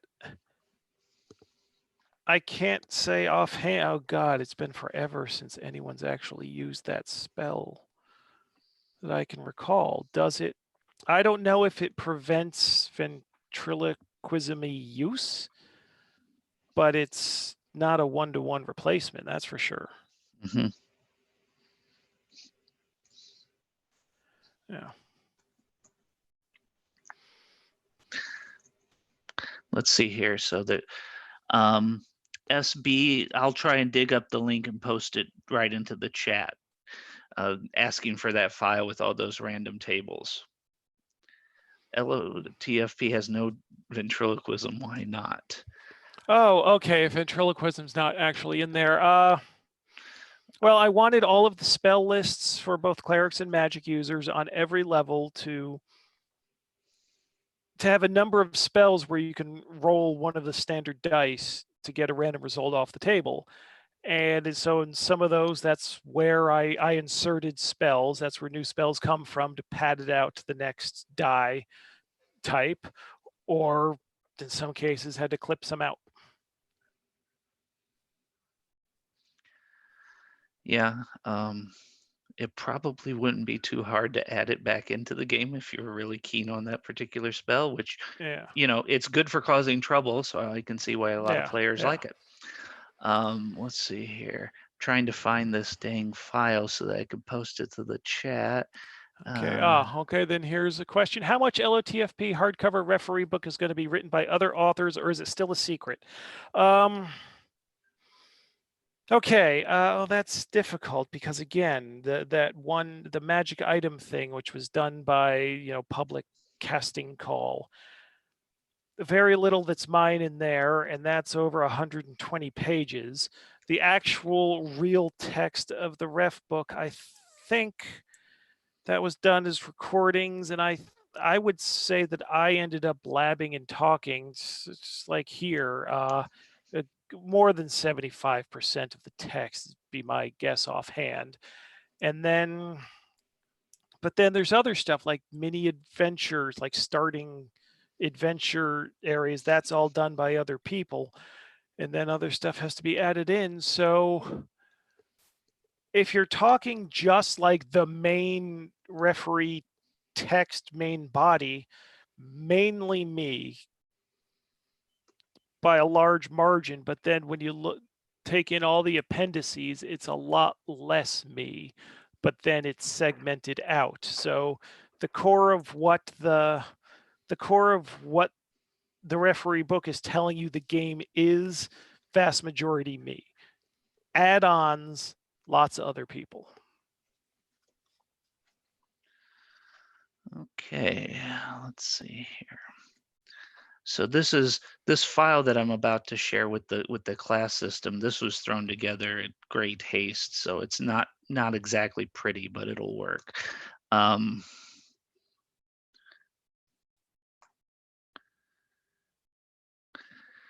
is a ranger a specialist? That's certainly how it looks to me in the new version. Pretty much, yeah. Let's see. And everybody remember to subscribe to the channel and click the bell so you get notifications when we go live again. And as we've said, Temple University actually has nothing to do with this stream. That's just a watermark we don't know how to get rid of. But yes, please do subscribe. Please hit like on this video as well. Oh, we're real hacks now. What is your favorite design feature that you have included in an LotFP book? Oh, bloody hell. Yeah, shit, I don't know. That's difficult because what is a design feature? You know, sometimes I'll just make some shit up because, oh, this needs a thing. Here's a table of stuff. Is that a design feature? That's yeah, that's rough. Yeah, I guess more specific, please. We know how YouTube works. Yeah, but so do I, and every host. You know, they tell people hit like and subscribe and blah blah blah blah blah blah blah blah. So Check out the links in the description. There are no links in the description. How long will be the referee book? How long will I think? Now the editing hadn't been complete, but oh god, I had done a word count on just the main section, and it was something like 250,000 words, and that's just the main body. So that's to give an idea. Veins of the Earth is about 100,000 words. So, you know, I was posting that picture of the NASA scientist, the old NASA scientist, the woman that's got the big stack of papers. It's like, this is what the referee book is going to end up looking like if I don't figure something out. There was an option to sponsor other authors in the Indiegogo campaign. That's included as far as when I say that I'm 75% of the main body. You know, there's so much of that the stuff from the other author stuff, it's not going to be, it's going to be hopefully interesting key points, but it's not going to be overall a lot of the text. Design features like Vornheim's drop tables, a product based around only slugs, etc. Okay. Oh boy. So is it like my favorite thing that I've done, or just anything in any of the books? Can you do both? Oh god, because that means I actually have to think about what I've done. One of my favorite design things is I don't even remember if I remember. I don't remember if I remembered to do it in the reprint, but I liked in Joop van Ooms, for instance, that in the text he's got an aversion to the number 8, and so we skip every multiple of 8 in the page numbering. 1, 2, 3, 4, 5, 6, 7, 9, 10, 11, 12, 13, 14, 15, 17, 18, 19.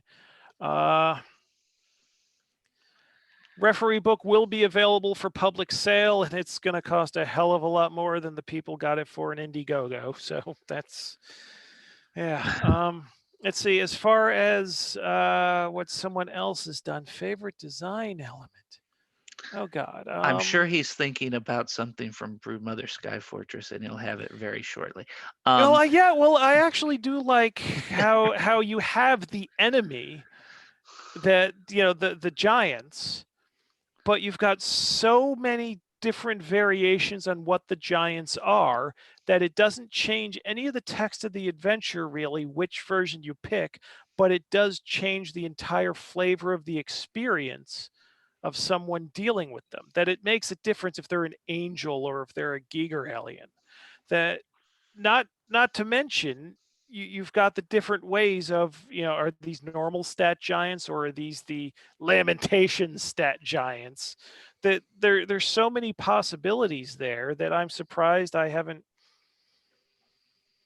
Somebody should write a Doctor Who RPG adventure about multiple sky fortresses with the different kinds of aliens, and then the doctor's got to give a speech that chases them all away. I wasn't actually fishing for a compliment there, but thank you. Yeah. Will we have more Duvan Ku stuff? Yeah. Definitely yes. I can't tell you when though. But yeah, that's definitely not the dead sign is not a dead concern. Would you commission someone to do something like list all the languages, spells, animal stats, etc. from all the LOTFP books? No, that seems no. That would be God, borrowing trouble with all the people that own their own copyright for their manuscripts, I think, too. that would be one thing, but sort of, I don't know. I mean, what would you do with it? Just as an information thing? Yeah, you couldn't release it as a product thing. I always felt kind of ripped off from the old D&D Monster Manual 2, realizing that so many of the monsters were already introduced in previous adventures. And it's like, I have all this stuff already. No, I don't like that idea.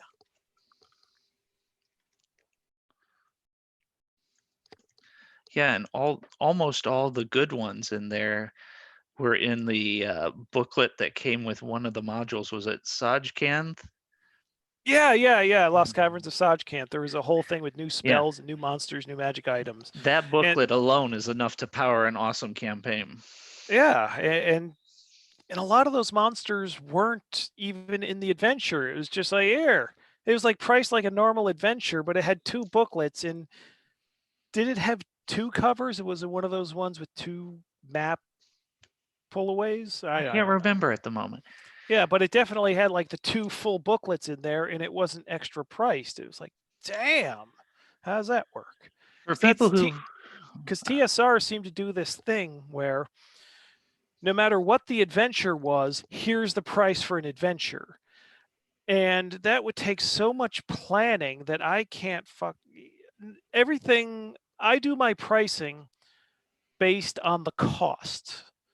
So if we go crazy with, over the budget, and, that's when the book gets really expensive because that's how much money it reflects the money put into it.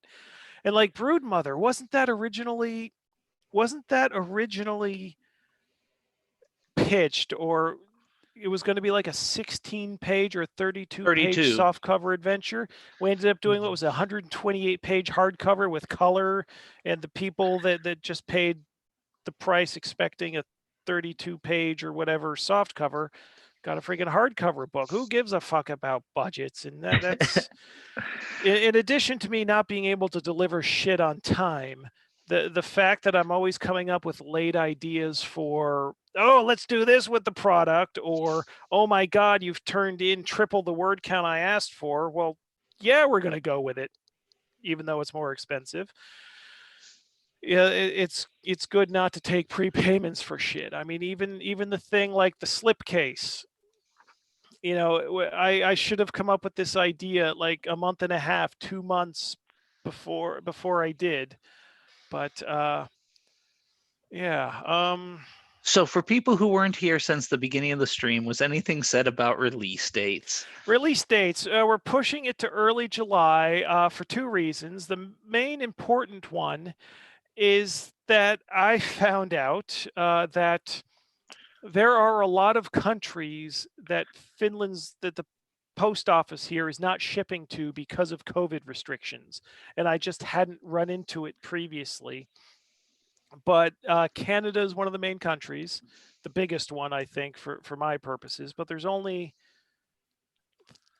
3 or 4 dozen countries worldwide that I can ship to right now, and nobody can give me information about when the restrictions will be lifted. but it seems that more and more of the world is opening up from their COVID restrictions. So I'm hoping at the beginning of the month, then everybody can get at the new stuff, because if the new stuff sells very well, it'll be unfair for the people from those countries to have not gotten in on the cool stuff. And if the stuff sells shitty, then I'm going to need every last damn sale, including from all these countries that can't order anything right now. But the advantage of pushing the stuff back is that, the slipcase is going to be delivered in early July as well. That could be an add-on for the adventure anthology blood book, and then there wouldn't be so much a delay. If you ordered the stuff, you don't have to wait so long before I can ship it out. If I had the stuff on sale now and you wanted to upgrade to the slipcase, you'd have to wait 3 weeks, which is going to discourage you from getting the slipcase. And since I ordered them, I need to get rid of them, so I need to not give reasons for you not to add on the slipcase. So the closer the sale date is and the ship date, the better there. Plus, then in early July, the 3 of the new books, the Fermentum, the Big Puppet, and the Adventure Anthology Blood, are on a boat on the way to the U.S. warehouse. And once those are there, I'll be reopening the U.S. warehouse, and if maybe I could be lucky and have a simultaneous release. All of the limited edition stuff and bonus stuff will be coming from, EU warehouse only. But if you're not interested in the big fancy shit, you just want the books, be easier to order it from the US web store. So if we can do all of this simultaneously, I think it's going to be better, because I really need this to do well, and I'm not going to get a second chance at it. So, but yeah, the COVID issues maybe will allow some synchronicity on other things. Yeah. So, Brian, your question about when on a particular day the books will come out, that was discussed on the last stream. And if I recall, James said that he's ready to launch when he's ready to launch, but that he would give the Facebook group like 48 hours notice before everything went on sale. Not just the Facebook group. Once that sale date is determined, we're going to blast it out, even on Twitter. Okay. Basically, in all our platforms. So you'll have some notice. Yeah. Okay. And then could you lean on your US store to do the shipping around the world? The trick with that is my US warehouse is also my retail distribution warehouse for the US. So having them deal with limited edition stuff that's not being put through retail is I don't want to say it's a dick thing to do to them, but doing that to them regularly would be. So I was about to say, it sounds like a dick thing to do to them. Yeah, but I do have, for the future, have an idea that not all of the exclusive limited edition stuff will be for the EU store. I will have stuff printed in the US that'll be limited edition for the US store, just so it's evened out a bit, that you're not, so the people in the EU can get a taste of, having to order from across the freaking world to get their special stuff. That's about as fair as I could do it. But I do have all the books. The stuff I've sold as Gen Con exclusives and the soft cover free RPG Day books have been printed in the US. Everything else has been printed in Finland, and gets shipped across the ocean, ocean freight, because it's actually cheaper to do that than to, split up the print run between 2 different printers on 2 different continents. So I have a good relationship with the printer here. So I really am going to continue to do the bulk of my printing here, which means the EU store will get special. Well, first, we'll get more special stuff and usually first sale opportunities, just because logistically that makes sense. This is just a special situation. I do think that there are plenty of of European gamers who already do have experience shipping stuff across the world to get their game crap. Yeah. Do you get the same amount of money from the US store as the EU store? Well, yes, they all plug into the same PayPal account. So I do. The only difference is that within, if you're in the EU, I think it's just the Eurozone. I might be wrong. I have to check. But PayPal takes like 6% now if you're sending money from outside Finland or outside the EU. So I get nailed with that. So I'm gonna, be putting up more notices that if you can do a bank transfer, please do a bank transfer. But basically, everything for the U.S. store is going to get dinged that way. So, fuck. Okay. Have you thought of selling gift cards? I would certainly purchase for using on future publications. Interesting. The U.S. web store is a more advanced, more up-to-date software, so that may be a possibility. The web store software I'm using for the EU web store is ancient shit, and I don't think that's possible. And the thing with gift cards is they'd have to be usable with auto-generated coupon codes and all that stuff from the store they're bought from. So that may be a possibility for the US web store, no for the EU web store. Do you prefer potential authors to send you a complete manuscript or just a pitch? Well, if you sent a complete manuscript and it was awesome, I guess that would be no problem. But I always have executive notes, and it can be a real problem if the executive notes is something foundational to how the rest of the book was written. Whereas if I'd gotten the pitch early, we can have the back and forth saying, yeah, but what if you did this? What about that? And that, yeah. Okay. Whereas you do a lot of work that I'm not going to like if you end up just sending me a full thing, I think. We got a question. What house rules have you used in your games? It's pretty much going to be the playtest rules from Eldritch Cock, I think. Yeah, the nice thing about being in charge of a game system is the house rules become the rules, right? Yeah. Let's see here. How about a LOTFP comic book? I had an idea for that, but then see the original 3 iconic characters. I had a whole storyline for them, but then 2 of those models dropped out, and then I don't have it does. Even though like it's been 5 years since like I've added some of the new ones, I don't feel the connection to the characters that I do like from the ones that were around from 2010. It's bizarre that way. And let's see here. How about a Quay Brothers style puppet movie for LOTFP? Have I seen anything by those fellas? I don't know who that is. The only puppet movies I'm familiar with is the Team America, and then there was that puppet movie by the guy that did Being John Malkovich, which itself featured puppetry. Yeah. LTFP South Park style movie. Well, who's going to animate it? I mean, yeah, I mean, all these things, it's either someone is going to come to me, and what rights would they, I mean, what rights are they going to secure from me to make it worth paying money to Lamentations rather than doing their own dark fantasy thing?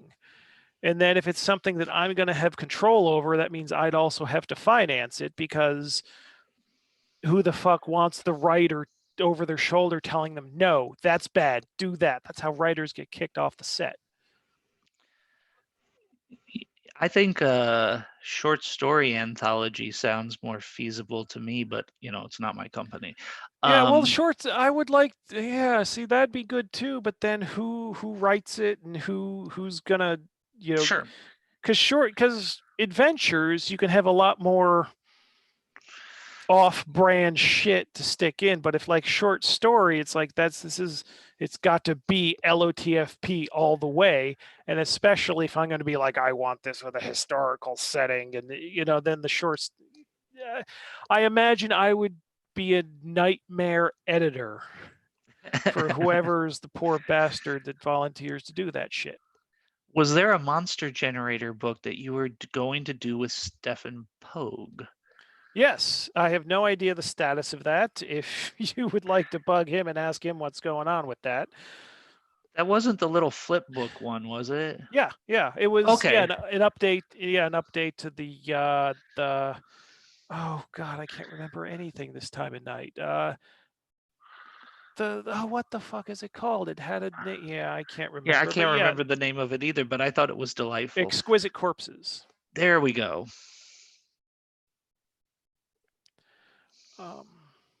Will there be a reprint of the dice with the Duvanku logos? Ever thought of fancier sets, crystal glitter dice and such? Okay, yes. One thing that I'm doing is I'm thinking of copying the record industry. Because one thing they're doing when they're releasing physical product is they have limited edition, big fucking fancy, ridiculous shit, to put a CD in. Like, seriously, there are a lot of record companies that are putting out basically hardcover books with a CD slipped in and selling it as an album, as a record album. And I've been thinking of that kind of product development and sales strategy.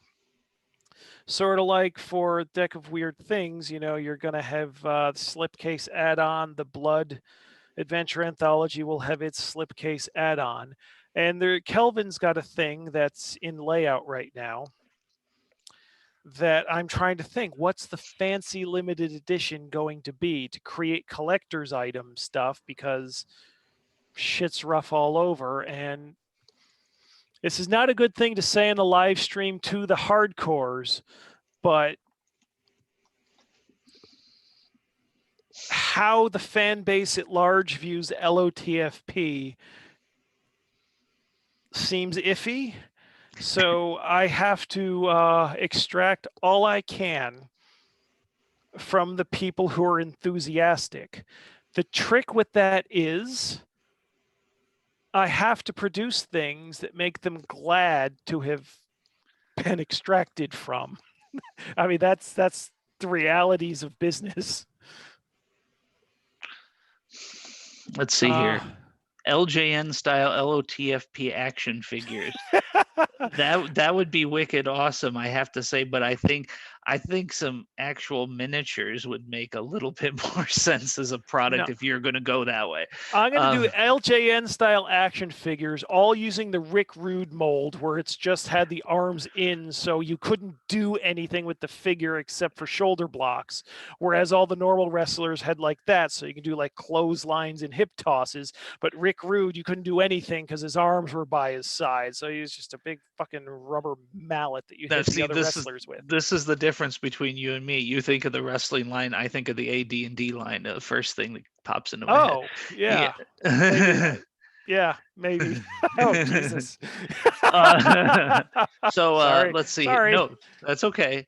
Violence in the Nefarium was going to have adventures in 30-Year Wars, Africa, feudal Japan, etc. Are there any plans to do anything else with those parts of 17th century Earth? I think World of the Lost is that time period, Africa. Nothing on the docket so far for Japan.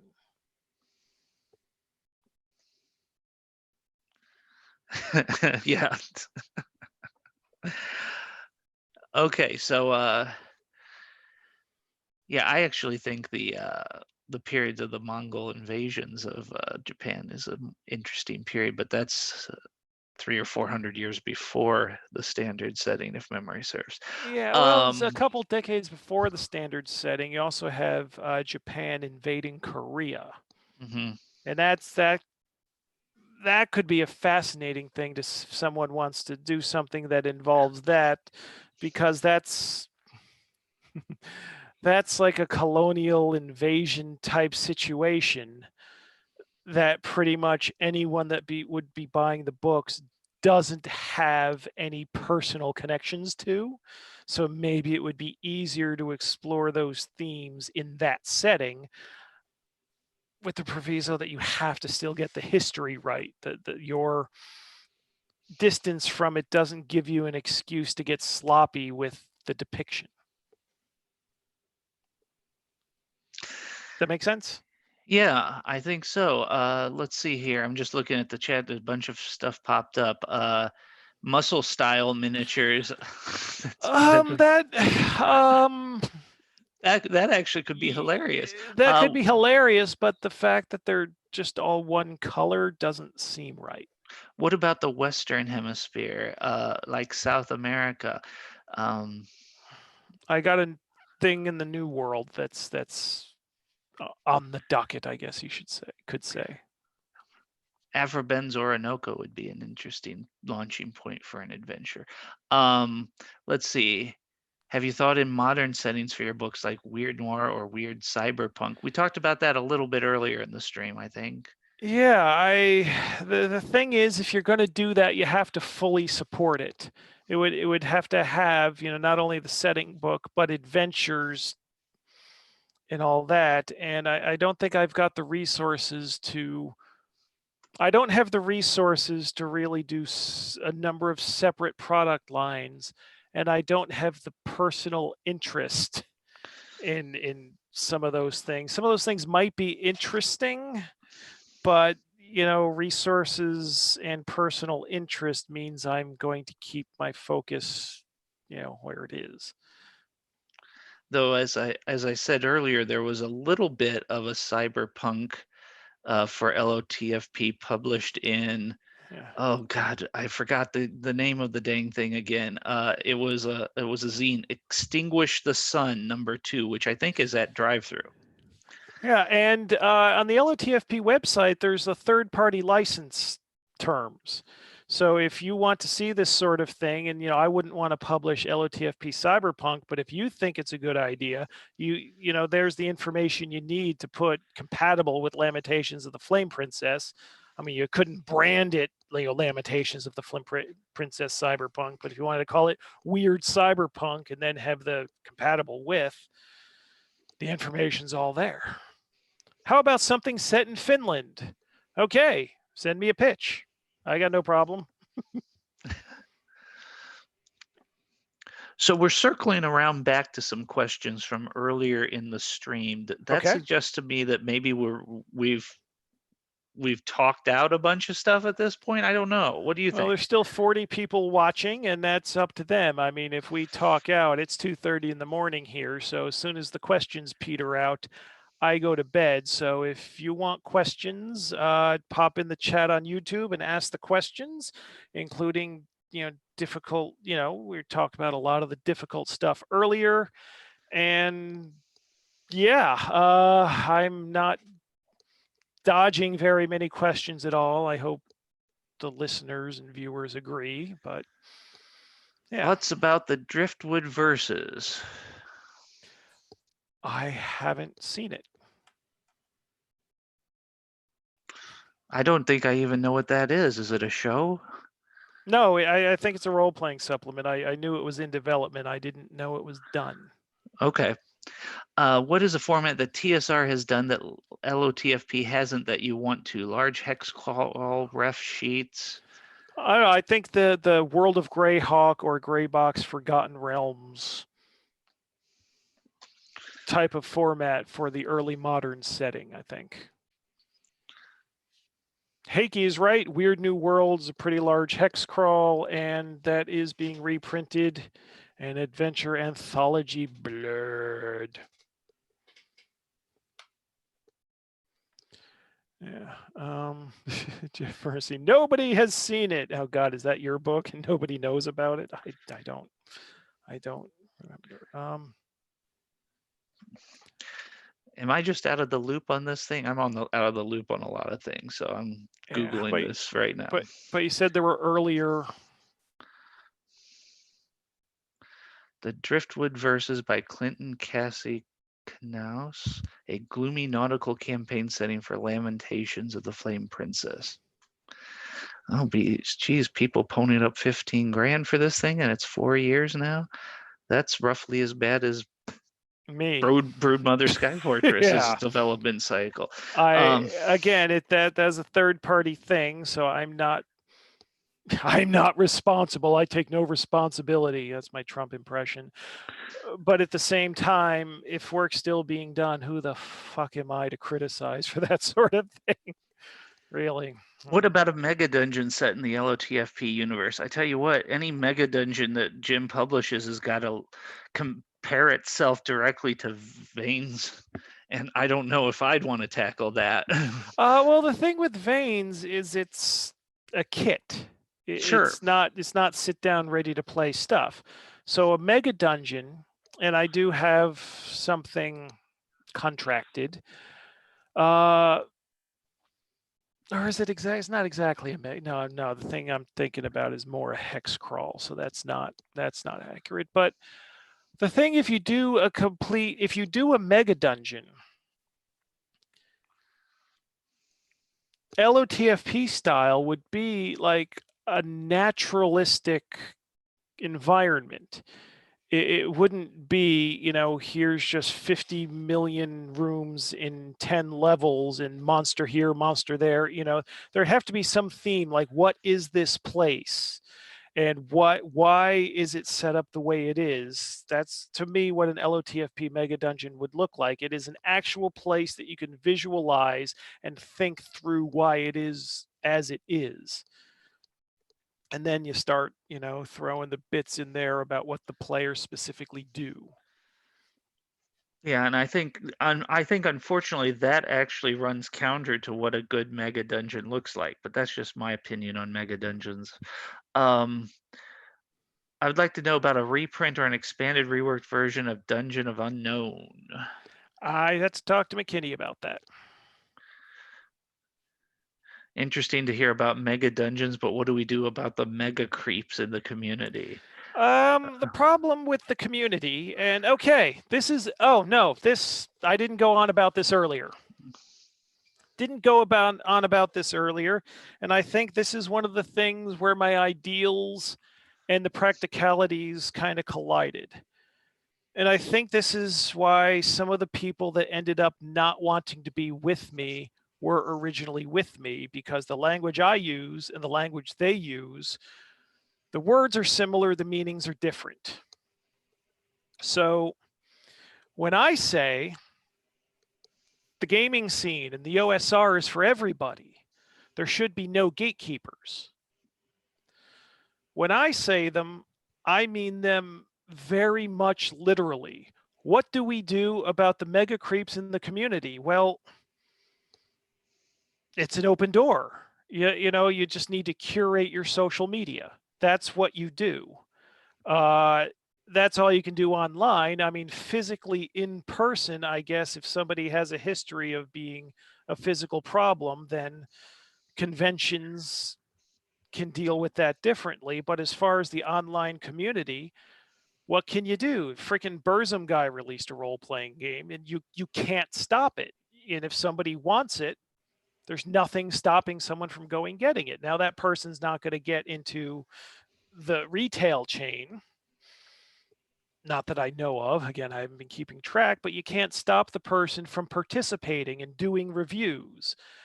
And that happens. And I think that he has got to be the mega creepiest of anybody that's ever been involved in role-playing. And you can't stop him from participating. All you can do is curate your social media so you're not seeing him.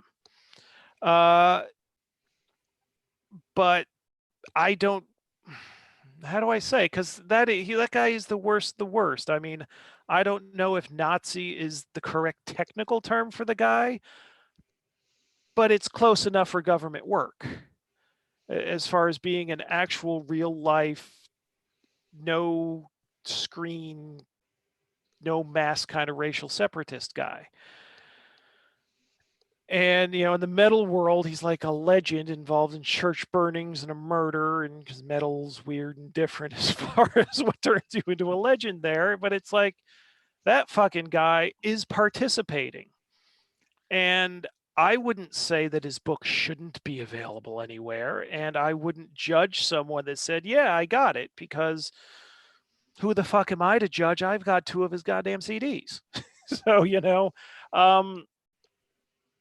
so when I say that everybody that has something to contribute should contribute it, that's my ideal. And I mean that literally up to and including that son of a bitch.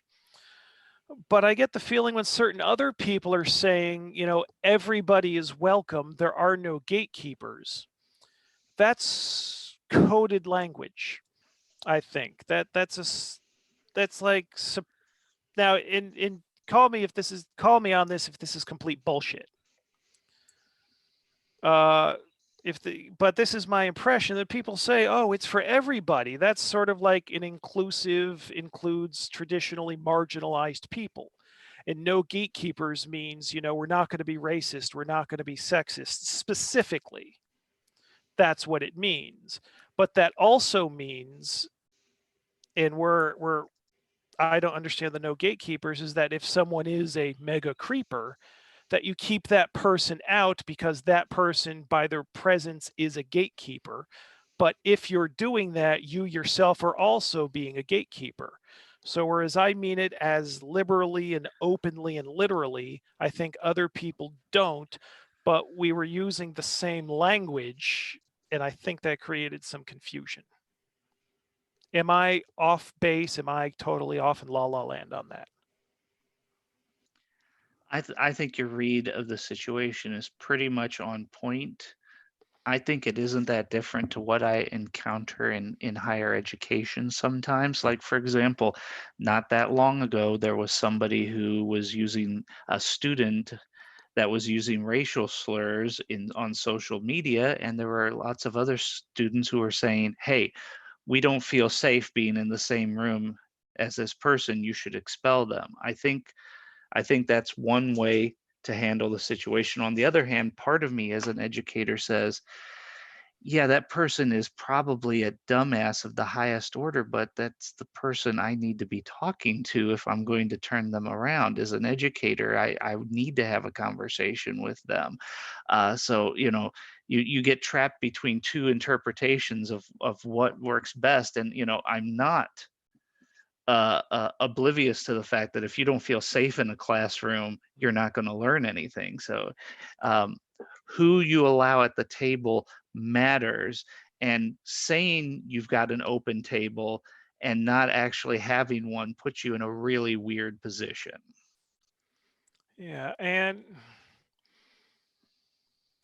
but I can see the arguments Absolutely. for if people are physically present with each other, as opposed to they sit at home and do their stuff. I see that at least should be considered different. I can see the argument for saying this person is at least said to be dangerous. So the physical space needs to be kept safe and beyond all doubt. But I don't understand how that precludes them participating from stuff they sit at home and do alone. Yes. So that's yeah, that's yeah, again, my thoughts on that and everyone else's thoughts on that, I don't seem to be in the majority. So I don't know what to do about it. Or I say I don't know what to do about it. I don't know how to deal with the situation to where any more than one of the principals might be satisfied with how it ends up. It's yeah. Yeah. That's the thing. There's if you invite the whole world like the internet does to interact with each other, shit's going to go sideways on a grander scale than if you have your gaming group and someone's an asshole there. Yeah. Yeah. Oh, here's a question I missed as I was going through the chat. This is specific, but have you talked to Ken Hyde about doing some weird history conspiracy book for the 17th century like he did in Suppressed Transmissions? That height. I'm gonna do a no comment on height. Okay. I'm gonna do a no comment on height. That's yeah. Yeah.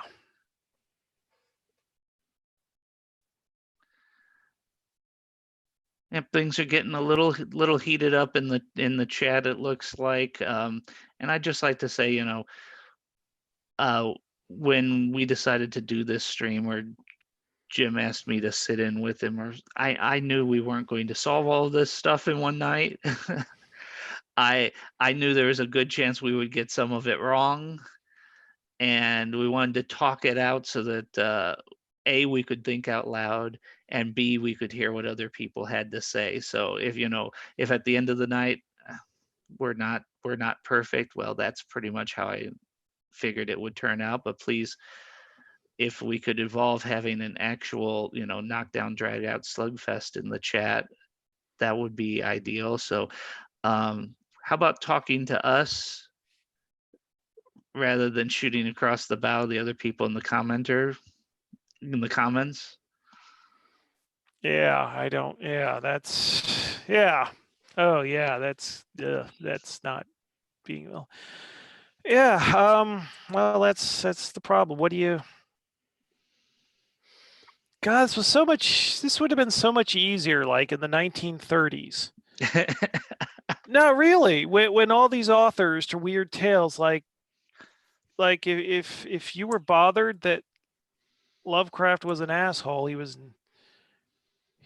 going to be a byline in a magazine, and that's all you ever had to deal with him.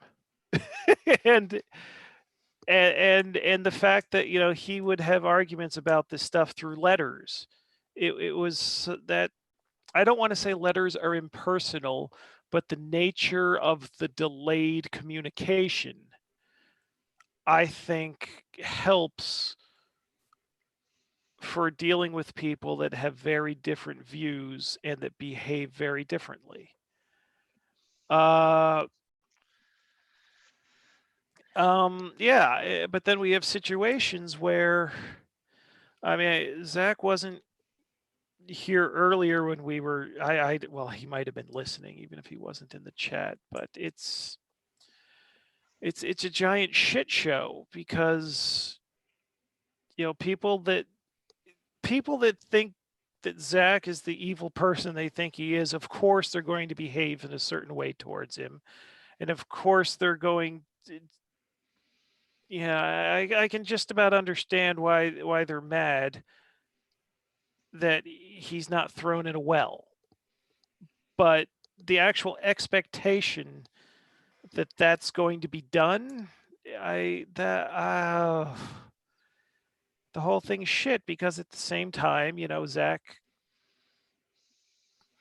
Zach's never been one to agree to disagree. And so he helps escalate, and then when shit hits the fan, people are, I think, much more willing and able to believe than they otherwise would have. I don't think this is anything I haven't said in private conversation, that it with him, that like what's happening in the chat room right now is not helpful to anyone. It's not advancing anybody's agenda. It's just makes it unpleasant for everyone else present. And there has to be a better way to deal with this shit. And I don't know how, because I'm a weird shut-in introvert thing that who is accepting. Is that the right word? That I'm cool with a lot. I mean, you have to do a lot for me to say, fuck off. Basically, if you try to tell me what to think and say, I get pissed. But if you're just saying your opinion, I can deal with you. I can work with you. And you can say you disagree with me. It's like, okay, fine. Yes, I'm weird. Most people are going to disagree. Everybody's going to disagree with me about some individual important thing. That's the world. That's life. I why that has to become a federal issue, I don't know. This is why I'm a bad manager. As someone that runs a company and deals with talent, I'm a bad manager as far as directing people. It's like, okay, here's the product we want to do. Now go do your part. And I sit there and wait 4 years until it shows up in my lap. But I don't manage people well, because it's like, okay, let's agree what we're going to do. And it's like, if we don't agree what we're going to do, it's like, okay, then, you do something else, because I don't, but if we agree, and then I'm just cool with a lot of people, or I'm cool with a lot of people that wouldn't be cool with me. And I'm babbling now. Get me Yeah, back on track, well, please. yeah, no, that's okay. Yeah, so can we get some questions in the chat that go in here again?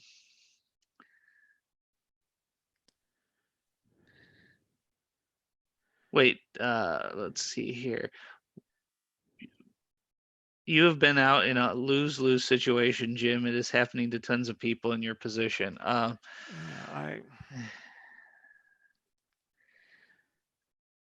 I don't.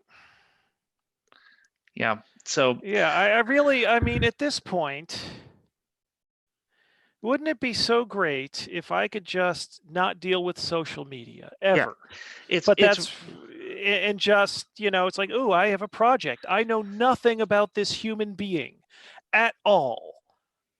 Let's do, but this project's awesome. But how do you communicate with the people? How do you find them? How do you let other people know this thing is out there? I mean, I'm going to tell the story again. That Gen Con a couple of years ago, I did an open call for pitches at the table. At the table, and there were a couple people. One of them I know had done OSR stuff previous, and then there was another guy. I had no idea who he is. He pitched me a thing. I thought, well, cool. And then on the Sunday, I think he comes back. It's like, yes, you're one of the guys. We come, I bring him behind the table. I pull out a contract. I pull out $1,000 cash, put them both in his hand, and then, okay, we got to do these contracts. What's your name? Guys, $1,000 of my money in his hand. I didn't even know his name. I knew fuck all about him. I knew not what kind of human being he was. He just had a cool idea. I wanted to collaborate. And it went through my head. It's like, this person can be anything. He can be anyone. He could be the biggest rat fuck son of a bitch that's ever been on the face of this earth. But he's got a cool idea. I will risk it, not because I trust that this is a good person, but because I think that this idea is cool enough to risk that. And it's the same thing with the compatibility notice, or the compatibility stuff for third-party LOTFP products on the website, the compatibility license.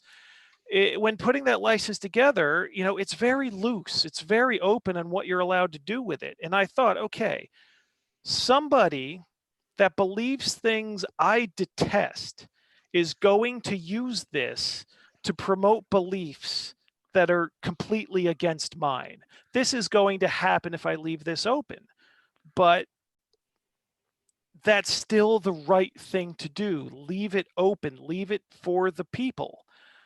Because any project that can exist should exist. It should be available for the people.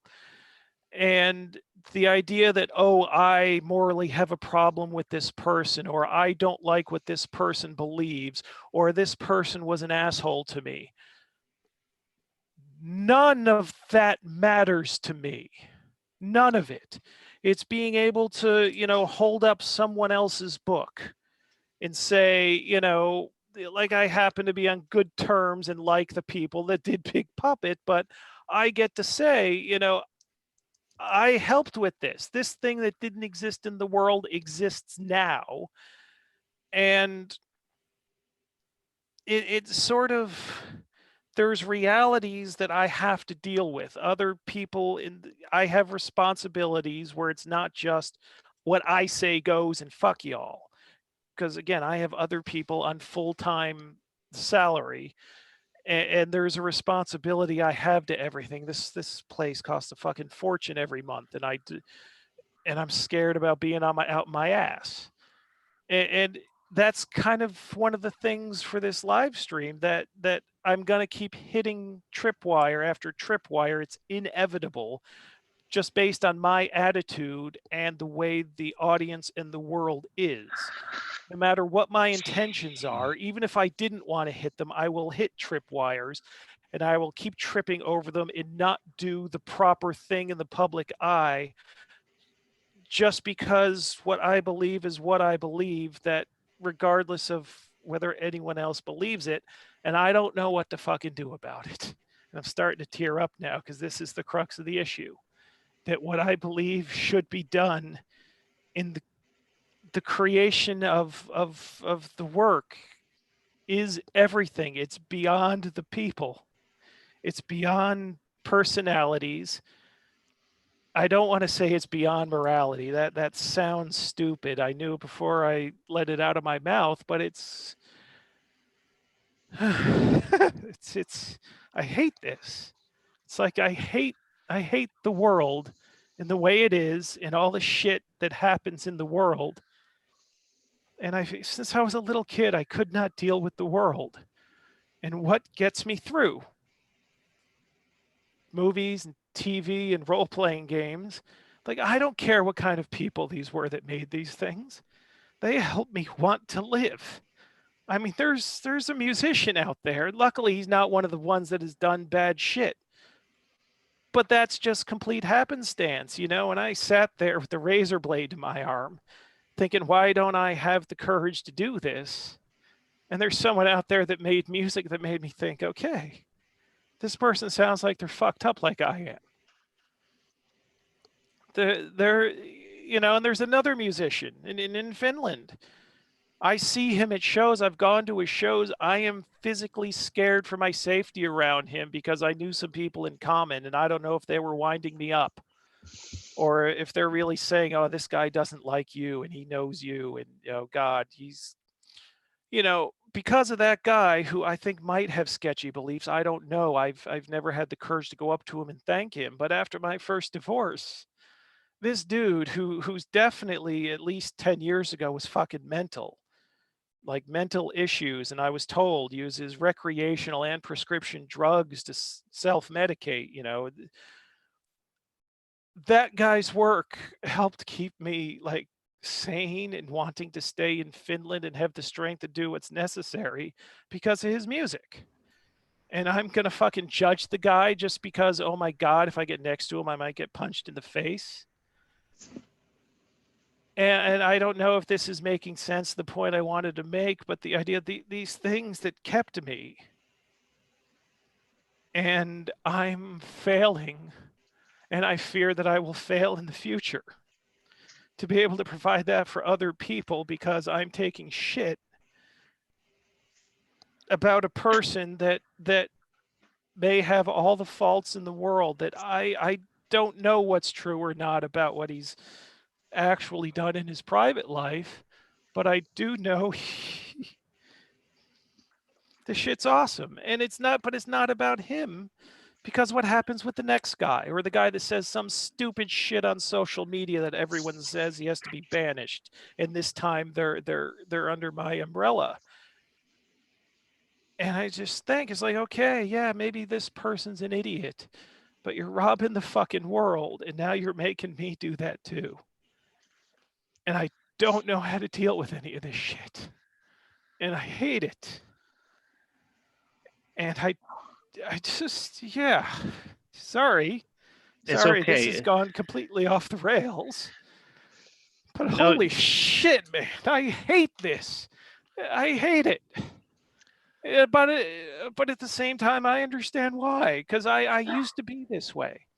I used to be this way when I was doing my metal writing, and I'd get a promo CD, and this is fucking Nazi shit, and I would just, but or not even Nazi shit, but a guy that I knew had the sympathies, but the album has nothing to do with it. I use the example of Emperor.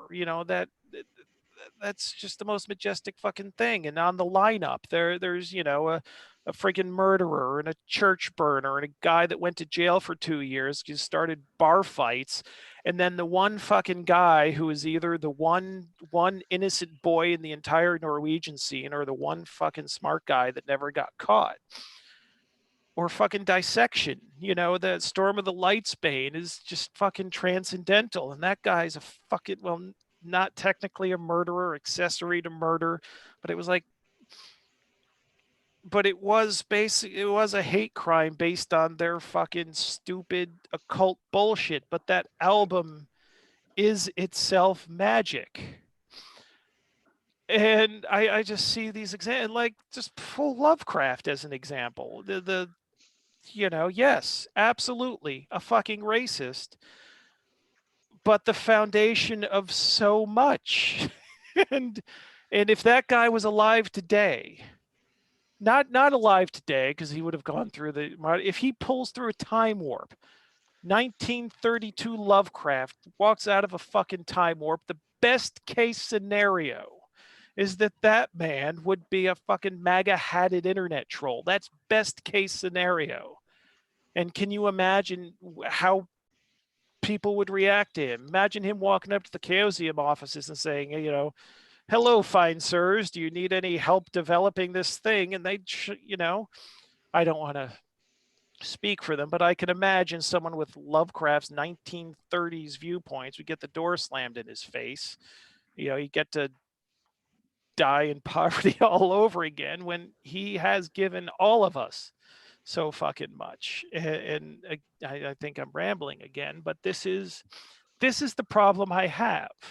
And I know what's fueled me, and I know some of the bad people who have fueled me. And again, I use and here's a situation that's not even anything near that.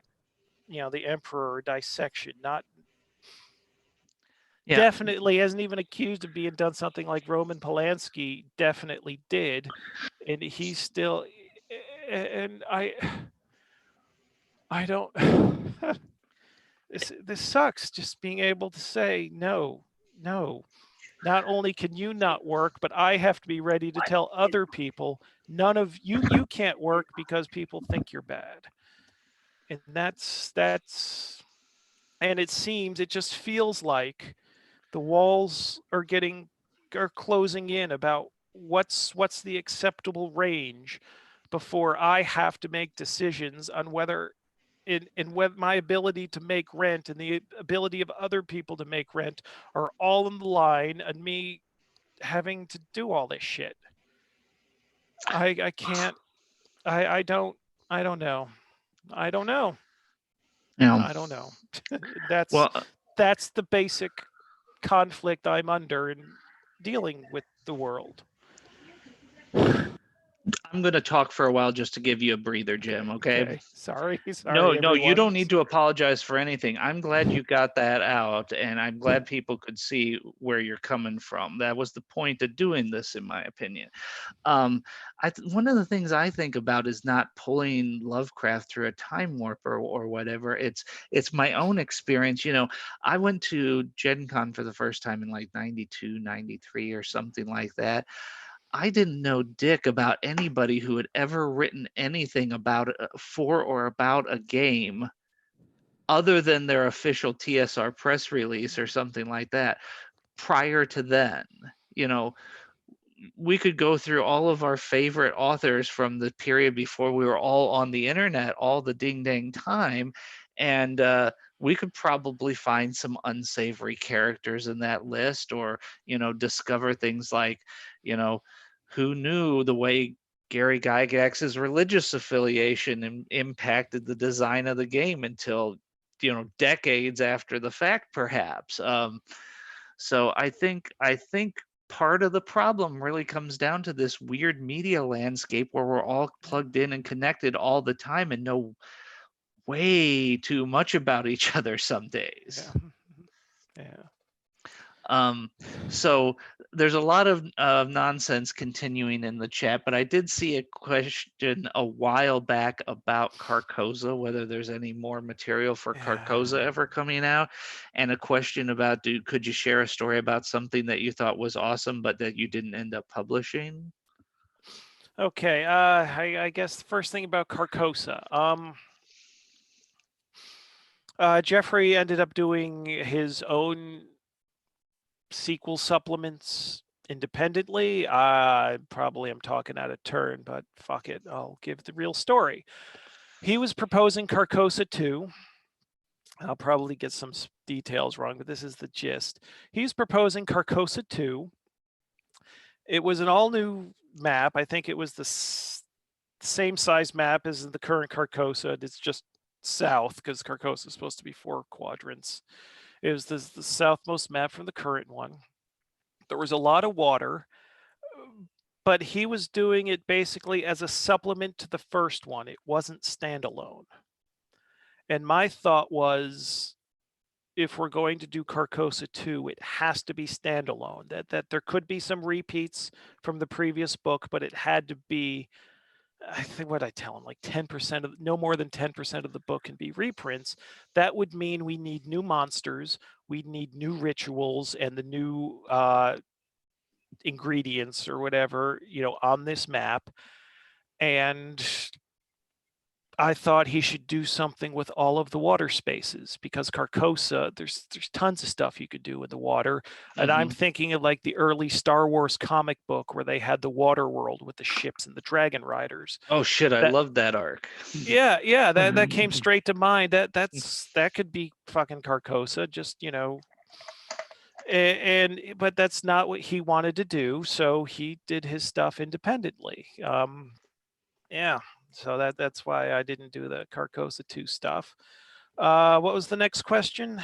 A project you really thought was amazing or liked, I forget exactly how the wording is and I can't find it again, but that you ended up turning down. Could you tell us a little bit of that That story? I turned down. Oh Yeah. God. Yeah, there's been stuff that's been taken away from me. Yeah, there's gotta be stuff. There's gotta be well, Deep Carbon Observatory, it was just like details. Yeah,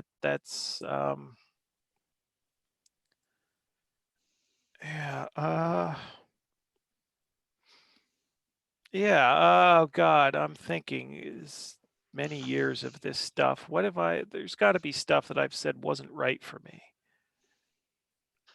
And I'm fucking blanking.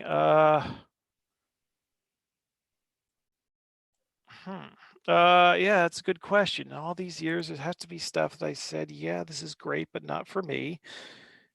And I can't freaking think of anything off the top. I'm sorry. That's okay. I'm not trying to dodge. I just can't think of it at the moment.